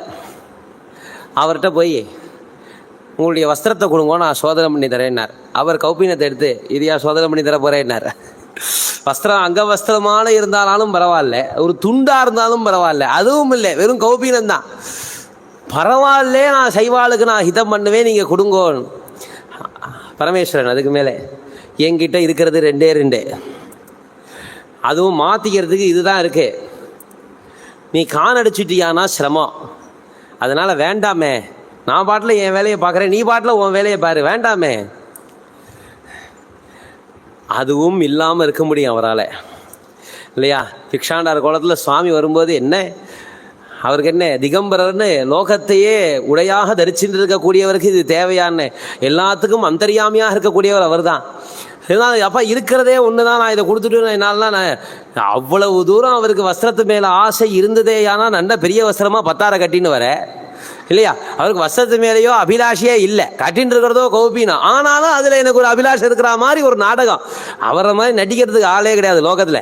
அதனால இல்லைப்பா, நான் பாட்டில் என் வேலையை பார்க்குறேன், நீ பாட்டில். இவர் சொன்னார், இல்லை இன்னைக்கு பார்த்து யாரும் கிடைக்கல, தயவு செஞ்சு கொடுங்க, நான் உங்கள் கௌபீனத்தை பத்திரமா திருப்பி கொடுத்துருவேன். கண்டிப்பா நிச்சயமா சத்தியமாக கொடுத்துருவேன். இந்த பாரு, எனக்கு குளிர் தாங்காது. எப்படி மேலேருந்து கீழே வரைக்கும் ஃபுல்லாக திறந்துருக்கு, எனக்கு குளிர் தாங்காது. மழை பெஞ்சதுனாலும் நான் ஓரமாக ஒதுங்கிப்பேன். அவன் எனக்கு குளிர் தாங்காது, எனக்கு இந்த வஸ்திரம் தான். இவருக்கு என்ன சொல்கிறதுன்னு தெரியல. நாமளே வஸ்திரம் கிடைக்காம கௌபீனத்துக்கு அலைஞ்சிட்டு இருக்கோம். இவர் இப்படிலாம் ஏன் இப்படி சொல்கிறார்? சரி, சிவனடியார் போய் சொல்ல மாட்டார், இருக்கட்டும், இவர் நம்புகிறார். எனக்கு குளிர் தாங்காதுப்பா, அதனால நீ இதை காய வச்சுடணும். உனக்கு ஒரு வேளை தான் டைம் தருவேன், நான் சாயந்தரம் மறுபடியும் வரும்போது ஸ்நானம் பண்ணி திருப்பி கட்டிக்கணும். எனக்கு நீ அதுக்குள்ளே காய வச்சு தரணும். இவர்கிட்ட இருக்கிறதோ 2 காலம்புற ஸ்நானம் பண்ணிட்டார், அதுக்குள்ளே எப்படி காஞ்சுது? இவர் பாவம் நம்ம அளவுக்கு சாமர்த்தியம் பத்தாது. இவர் சிவனடியாரை பார்த்தா நம்பக்கூடிய ஆள். அதனால சரி எங்கேயோ காய வச்சு எடுத்துகிட்டு வந்திருக்காரு, நீ இவரும் நம்பிக்கிண்டு. அதெல்லாம் இல்லை, அவசியம் நான் எதுவும் ஆகாமல் நான் கண்டிப்பாக நான் உங்களுக்கு கொடுத்துட்றேன், கவலைப்படாதீங்கோ. அது ரொம்ப அழுக்காக எடுத்தேன், பல வருஷமாக கட்டிட்டு இருக்காரு போல் இருக்கேன். 2 தானே இருக்குது, மாற்றி கட்டுங்க, ரொம்ப அழுக்காக இருக்குது, நான் அதை சரி பண்ணி கொடுத்துட்றேன், எதுவும் பண்ண மாட்டேன். உங்கள் வஸ்திரத்தை தைரியமாக என்கிட்ட கொடுங்கோ, நம்பிக்கையாக சொல்கிறேன், வாக்கு தரேன், நான் உங்களுக்கு கொடுத்துட்றேன், கவலைப்படாதீங்க. சரி இந்தா வச்சுக்கோ அப்படின்னு சொல்லி கொடுத்துட்டு, அழுக்கு போயிடணும், நன்னா காஞ்சிருக்கணும், எனக்கு குளிர் தாங்காதே, நினைவு வச்சுக்கோ. சரி சுவாமி, வெயில் காலம் தானே, இப்போ என்ன அதை பற்றி பிரச்சனை, விட்டுருங்கன்னு அவரும் விட்டார். இவர்கிட்ட கொடுத்துட்டு நீங்கள் போய் சுவாமி தரிசனம் பண்ணிட்டு வாங்க, கோவில் நிறையா இருக்குது காஞ்சிபுரத்தில், பஞ்சமே இல்லாமல் இருக்குது. ஆனால் நீங்கள் காலம்பரம் சாயந்தரம் பிறகு நீங்கள் கோவில் தரிசனம் பண்ணலாம், சரியாக இருக்கும். ஆனால் அதுக்குள்ளே துவச்சி இது பண்ணிவிடுறேன். இவர் கிளம்பினார். இது கொஞ்சம் லேட் ஆகிடுது. காலம்பரே எழுந்து செலவு தொழிலுக்கு போயிடுவார். சிவபக்தால் கிடைக்காததுனால வெயிட் பண்ணிட்டு இருக்கார். அந்த முதல் துணி சிவபக்தால் தான் துவைப்பார். யாருக்கு ஃப்ரீயாக பண்ணி தராரோ அந்த சிவபக்தால் துணியை துவைச்சுட்டு தான் மீதி எல்லாம் துவைப்பார். அது வரைக்கும் வேறு எதுவும் ஆரம்பிக்க மாட்டார். முதல் சேவை அவளுக்கு தான். அதனால இப்போ மத்தியான காலம் ஆயிடுது. சரின்னு இவர் துவைக்க ஆரம்பிச்சார். இவர் வாழ்க்கையில் இந்த மாதிரி அழுக்கு போகாத துணியை அவர் பார்த்ததே இல்லை. கொஞ்சம் கூட அழுக்கு நவுறவே மாட்டேங்கிறது. தேய்க்கிறார் தேய்க்கிறார் தேய்க்கிறார் தேய்க்கிறார். ஊர மண்ணெல்லாம் இருக்கும். அப்போ இப்போ சோப்பா இதுவா அந்த ஊர மண்ணெல்லாம் எடுத்துன்னு வந்து போடுறார் என்னென்னவோ போடுறார். அதுலேருந்து கொஞ்சம் கூட அழுக்கு போகிற மாதிரி தெரியல. இதில் என்ன அடித்து துவைக்கிறாராம். அடித்து துவைச்சு பார்க்குறார். எதை அது அங்கவஸ்திரம் கௌபீனத்தை அடித்து துவைச்சு பார்க்குறார். கல்லை தேய்ச்சி பார்க்குறார். இத்தனை நாளாக இதில் தானே துவைச்சிருந்தோம், திடீர்னு என்ன அழுக்கு போக மாட்டேங்கிறது. பார்த்துட்டே இருந்த கிட்டத்தட்ட மத்தியானம் 4 மணி ஆகிடுது. சாயந்தரம் வந்துடுத்து. இது அழுக்கே போல. சரி இதை காயமான வச்சுருவோம். அவருக்கு அழுக்கு போகிறது பிரச்சனை கிடையாது, நமக்கு தான் அழுக்கு போகணும்னு தோன்றதே தவிர அவர் இதைத்தான் கட்டின்னு இருக்கார். அதனால் அவருக்கு அழுக்கு போகிறது பிரச்சனை கிடையாது. ஆனால் காய வச்சுன்னா இருக்கிறது இன்னும் 2 மணி நேரம் தான். அதனால் அதுக்குள்ளே நம்ம காய வச்சிருவோன்னு சொல்லிட்டு எப்போ காய வைக்கலான்னு நிமிர்ந்தாரோ துணியை எடுத்துட்டு அடுத்த நிமிஷம் பரமேஸ்வரன் அப்படி ஒரு மேலே ஒரு பார்வை பார்த்தார். அவ்வளோதான், அத்தனை மேகமும் ஒன்றா சூழ்ந்துட்டு வந்து இடி மின்னலோட கொட்டுன்னு கொட்டுறது மழை. இவர் காய வைக்கிறதுக்காக மண்டபத்துக்குள்ளெல்லாம் போய் பார்க்குறார். மண்டபத்துக்குள்ளெல்லாம் தீர்த்தம் வருது. சரி காயத்தான் வைக்க முடியல, நன்னா கையில் இறுக்கி பிடிச்சிட்டு இருக்கார். இதை எப்படியான அவர்கிட்ட ஒப்படைச்சிருவோம். மன்னிப்பு கேட்டு அப்பா காய வைக்க முடியல, இதை ஒப்படைச்சிருவோன்னு நினச்சி கையில் பிடிச்சின்னு அப்படியே குளிரில் உட்காந்துருக்கார். வாயு பகவானை பார்த்து நீ ஏன் சும்மா இருக்க, தனியாக பத்திரிக்கை வச்சு அழைக்கணுமான்னார் சுவாமி. நீ வந்து உன் கிழமைக்கு நீ உன் வேலையை பார்க்க வேண்டியதானே. சரி நான் அதை மண்டபத்துக்குள்ள அப்படி உணர்த்தி வச்சு அதை 2 பேரும் பிடிச்சின்னு இருக்கார். கிளிப்லாம் கிடையாது இல்லையா, அதை உணர்த்தி இவரே பிடிச்சின்னு இருக்கார். அந்த வாயு பகவான் பரமேஸ்வரனுடைய ஆக்கையினால அப்படி ஒரு தடவை உப்புன்னர் அந்த கோபீனம் பறந்து போகிறது. அதை பிடிக்கிறான்னு நினச்சின்னு இவர் ஓடுறார் ஓடிகிட்டே இருக்கார். அது முள்ளில் மாட்டி மண்ணில் பறண்டு மேலே திருப்பி கிளம்பி பறந்து அது என்னவோ மேஜிக் போட்ட பலூன் மாதிரி போயின்னு இருக்கு. மேலே போய் கடைசியில் இவர் கையில் அந்த வஸ்திரம் கயக்கலை. கரெக்டாக அஸ்தமன நேரம் அங்கேருந்து நேராக வரார். இருக்கிற அந்த ஒத்த கோபீனத்தை கட்டின்னு பரமேஸ்வரன் அங்கேருந்து அப்படி உடம்பு முழுக்க பூத்தியை பூசிண்டு தன்னுடைய ஜட்டா கலாபத்தை அப்படியே வெளில காட்டின்னு, ஏன்னா சிவனடியார் வேஷத்தில் தானே வந்திருக்கார். அந்த ஜட்டையை கலைக்காம அத்தனை மழைக்கும் காரணமாக இருக்கக்கூடியதான கங்கையை தன்னுடைய தலையில் சூடிக்கிண்டு அப்படி வேகவதியும் கம்பையும் பரமேஸ்வரனுடைய ஆகையினால வந்த கங்காதேவி காஞ்சிபுரத்துக்கு அப்படி கீழே 2 பக்கமும் நதி ஓட தன்னிடத்தே அந்த கங்கையை வச்சுக்கிண்டு அப்படியே வந்துட்டு இருக்கார். அவருக்கு குளிர் தாங்காதான். சந்திரனையும் கங்கையும் தலையில் சூடின்னு இருக்கிறவருக்கு குளிர் தாங்காதான். யாராவது ஒத்துக்கிற மாதிரி இருக்கா, தான் நம்புற மாதிரி இருக்கா. அது மார்கழி மாதம் அவருக்கு ரொம்ப விசேஷம். அதுலேயும் ஆர்திரனாலே ஈரப்பதம்னு அர்த்தம். அந்த ஆர்திரா நட்சத்திரம், அதுலேயும் ராத்திரி சந்திரனோட கூட இருக்கக்கூடிய பௌர்ணமி வேற. அப்போ விடிய அபிஷேகம் நடக்கிறது அவருக்கு. அப்பேற்பட்ட அபிஷேக பிரியர் அவருக்கு குளிர் தாங்காது. ஏதோ நாடகம் தான். அப்படியே நடந்து வந்துட்டு இருக்கார். ஆஹா மழை பெய்கிறது, குளிர் நடுங்கிறதான். அப்படியே இப்படி நடந்து வர்றார். மழையில் குளிர் அதை பார்த்ததும் இவருக்கு நடுங்கிறது. இப்போ என்ன சொல்கிறது அவர்கிட்ட? வேறு அவர் சத்தியமான சத்தியம் வேற பண்ணி கொடுத்துருக்கோமே. இப்போ வந்து கேட்டால் என்ன பதில் சொல்கிறதுன்னு தெரியலையே. திகைச்சு நிற்கிறார். அங்கங்கே ஒரு பிட்டு கிடச்சிருக்கு அவருடைய அந்த கௌபீனா. அந்த பிட்டெல்லாம் எடுத்து வச்சுக்கிட்டு இது எப்படி கொடுக்குறது ஒன்றும் புரியலையே அப்படின்னு நினச்சி தவிச்சு நிற்கும்போது அந்த தோச்ச இடத்துக்கே திருப்பி வந்துட்டார். அந்த எந்த இடத்துல, ஏன்னா அங்கே தானே அவர் பார்த்தார், அதே இடத்துக்கு தானே அவர் வருவார். அதனால் சுற்றி தேடிட்டு அந்த இருக்கக்கூடிய 2-4 பிட்டெல்லாம் எடுத்துகிட்டு திருப்பி துவைக்கிற இடத்துக்கு வந்தாச்சு. அங்கே வந்து நிற்கும்போது பரமேஸ்வரன் அங்கே வந்து எங்கே என்னோட கௌபீனம் கொண்டான்னார். சுவாமி மன்னிக்கணும்னார். இதுக்கு தான் நான் ஒத்தனையும் நம்புறதே இல்லை. நான் உன்ட்ட வந்து கேட்டேனா, நான் உங்ககிட்ட தோச்சு கொடுன்னு கேட்டேனா, நீ தானே கேட்டேன். சத்தியம் பண்ணி கொடுத்தியே திருப்பி தரேன்னு சொல்லி இப்படி சத்தியத்தை ஏத்துண்டு சத்தியம் பண்ணி கொடுத்துட்டு அதை நிறைவேற்றாம இருக்கலாமா? வாஸ்தவம், நீ சொல்றதெல்லாம் உண்மை, நான் இல்லைன்னே சொல்லலை. ஆனா சுவாமியினுடைய சித்தம் நடந்து போச்சு. ஆனால் கையில் இல்லைங்கிறத சொல்கிறதுக்கு விருப்பம் இல்லை. அவர் கையை காட்டினதில் பரமேஸ்வரன் தெரிஞ்சின்றாரே தவிர இவர் இல்லைன்னு சொல்லலை. இல்லைன்னு சொல்கிறது தேவலையா, தன்னுடைய பிராணனை விடுறது தேவலையா? ஆரம்பத்தில் சொன்னார் இல்லையா, உயிரையும் மெய்மையையும் ஒரு துலாக்கோலில் வச்சு பார்க்கும்போது உயிரை காட்டிலும் மெய்மைக்கு முக்கியத்துவம் கொடுத்ததான தொண்டை நாடு உடைய காஞ்சிபுரம்னு சொன்னார் இல்லையா. அதுக்கு எதுக்கு இப்படி ஒரு முகவரை ஆரம்பிச்சாருன்னா இதுக்கு தான்.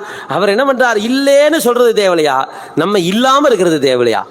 ரெண்டுத்தையும் யோசிச்சு அவர் என்ன பண்ணார், பரமேஸ்வரன் கிட்டையே நிற்கிறார். அந்த சந்தர்ப்பத்திலே உமக்கு கொடுக்காத பாவியேன் நான் இருந்து என்ன பிரயோஜனம்னு எந்த கல்லில் இத்தனை நாளா துணியை அடிச்சு அடிச்சு தோச்சாரோ அதே கல்லில் தன்னுடைய தலையை போய் முட்டிண்டு இந்த க்ஷணம் நான் பிராணனை விட்டுடுறேன்னு அப்படி முட்டிக்கும் போது அந்த முட்டிண்டு அப்படி ரத்தம் கொட்ட ஆரம்பிச்சதோ இல்லையோ, பக்கத்தில் இருந்த பரமேஸ்வரன் மறைஞ்சு போய் டக்குன்னு ரிஷபாரூடராக மாறி தன்னுடைய அந்த உமையவளோட சேர்ந்து இருக்கக்கூடியதான அந்த நர்த்தனம் ஆடும்போது ஆடுதான். அப்படி அந்த கை ஆடும்போது கையில் இருக்கக்கூடிய கங்கணம்லாம் சத்தப்படுத்தும் இல்லையா, அந்த சப்தத்தை எழுப்பினதான கங்கணத்தோட கூடிய தன்னுடைய திருக்கரத்தை கொடுத்து அந்த திருக்குறிப்பு தொண்டருடைய தலையை பிடிச்சாராம் சுவாமி. அப்பா முட்டிக்காதே, உன்னுடைய சத்தியம்தான், எப்பேற்பட்ட சத்தியத்தை காப்பாற்றுறவனாக இருக்கே, உன்னுடைய பெருமை எனக்கு தெரியும், இந்த லோகம் உன்னுடைய பெருமையை தெரிஞ்சுக்கணுங்கிறதுக்காக இப்படி ஒரு நாடகம் ஆடினோம், உன்னுடைய சத்தியம் காப்பாற்றப்பட்டது, இதோ பார் நான் உங்ககிட்ட கொடுத்த கோபீனம்னு 2 கோபீனத்தையும் காட்டினாராம் திருக்குறிப்பு தொண்டர்கிட்ட. அப்புறம் தான் அவர், ஏன்னா அதை காட்டாத வரைக்கும் இவர் பிராண விடுறதை நிறுத்த மாட்டார். சுவாமி தரிசனம் கொடுத்துருக்கலாம், ஆனா என்னுடைய சத்தியம் பொய்யா போச்சேன்னு நினைச்சுன்னா அவர் பிராண விடுறதை தான் எத்தனை பண்ணிட்டு இருப்பார். அதனால தோபார் 2 கோபீனமும் ஏன்ட்ட தான் இதுக்குன்னு சுவாமி காட்டி கொடுத்து நீ முதல்ல பிராண விடுறதை நிறுத்து அப்படின்னு சொல்லி சுவாமி பிரார்த்தனை பண்ணி அவர் பிராண விடுறதை நிற்க வச்சு, நீ இங்க இருக்கிற வேண்டிய ஆளே இல்லை, வா கைலாசத்துக்கு போலாம்னு சொல்லி காஞ்சிபுரத்திலேருந்து திருக்குறிப்பு தொண்டரை திருக்குறிப்பு தொண்ட நாயனாராக ஆக்கி சுவாமி தன்னிடத்தையே சேர்த்துட்டு கைலாசம் போனாருங்கிற சரித்திரம். அப்பேற்பட்ட திருக்குறிப்பு தொண்டருக்கும் நான் அடியேனாக இருக்கேன்னு சுந்தரமூர்த்தியார் பாடினதை சேக்கிழார் காஞ்சியும் காமாட்சியும் திருக்குறிப்பு தொண்டரையும் சேர்த்து வச்சு வசத்தியாக பேசினதான ஒரு சரித்திரத்தை அனுபவிச்சிருக்கோம். அப்பேற்பட்ட காமாட்சியினுடைய ஒரு அனுகிரகத்தினாலே அவ கேட்டுண்டா மாதிரியே இந்த தஞ்சாவூரியம் காஞ்சிபுரமாகவே மதிச்சு நமக்கு சமஸ்த பாபத்திலேருந்து மோட்சத்தையும் இதை காமாட்சிய ரூபமாகவே இருக்கிறதுனால அந்த எத்தனை அறத்தை வளர்த்தாலோ அந்த அம்பாள் அத்தனை தர்மத்து மேலேயும் நமக்கு அபிருச்சியும் அதை அனுஷ்டானம் பண்ணக்கூடிய பாக்கியத்தையும் கொடுத்து சுவாமியினுடைய பக்தியை கொடுத்து அந்த குறிப்பு அறிஞ்சு செய்யக்கூடியதான பக்தியை நமக்கு கொடுத்து எத்தனை அடியார்கள் வராளோ அவளுக்கு என்ன தேவைங்கிறத கேட்காமலேயே செய்யக்கூடிய புத்தியும் சக்தியும் கொடுத்து அதை எப்போதும் செஞ்சுட்டே இருக்கிறதுனால அந்த சைவம்ங்கிறது என்னங்கிறத புரிஞ்சுண்டு யாரும் ஏற்றத்தாழ்வு கொண்டவா இல்லை, எல்லாரும் சமம்தான் அப்படிங்கிறது பலகாலமாகவே நம்மிடத்தினுடைய குணமாக இருக்குங்கிற குழப்பமில்லாத ஒரு தர்மத்தை நமக்கு புரிய வச்சு எப்போதும் கூடவே இருந்து அனுகிரகம் பண்ணோன்னு பரமேஸ்வரனை பிரார்த்தனை பண்ணிக்கிறேன். நம பார்வதி பதயே ஹர ஹர மகாதேவ. தென்னாடுடைய சிவனே போற்றி, எந்நாட்டவர்க்கும் இறைவா போற்றி, ஆரூர் அமர்ந்த அரசே போற்றி, சீரார் திருவையாரா போற்றி, காவாய் கனகத்திரளே போற்றி, கைலை மலையானே போற்றி போற்றி.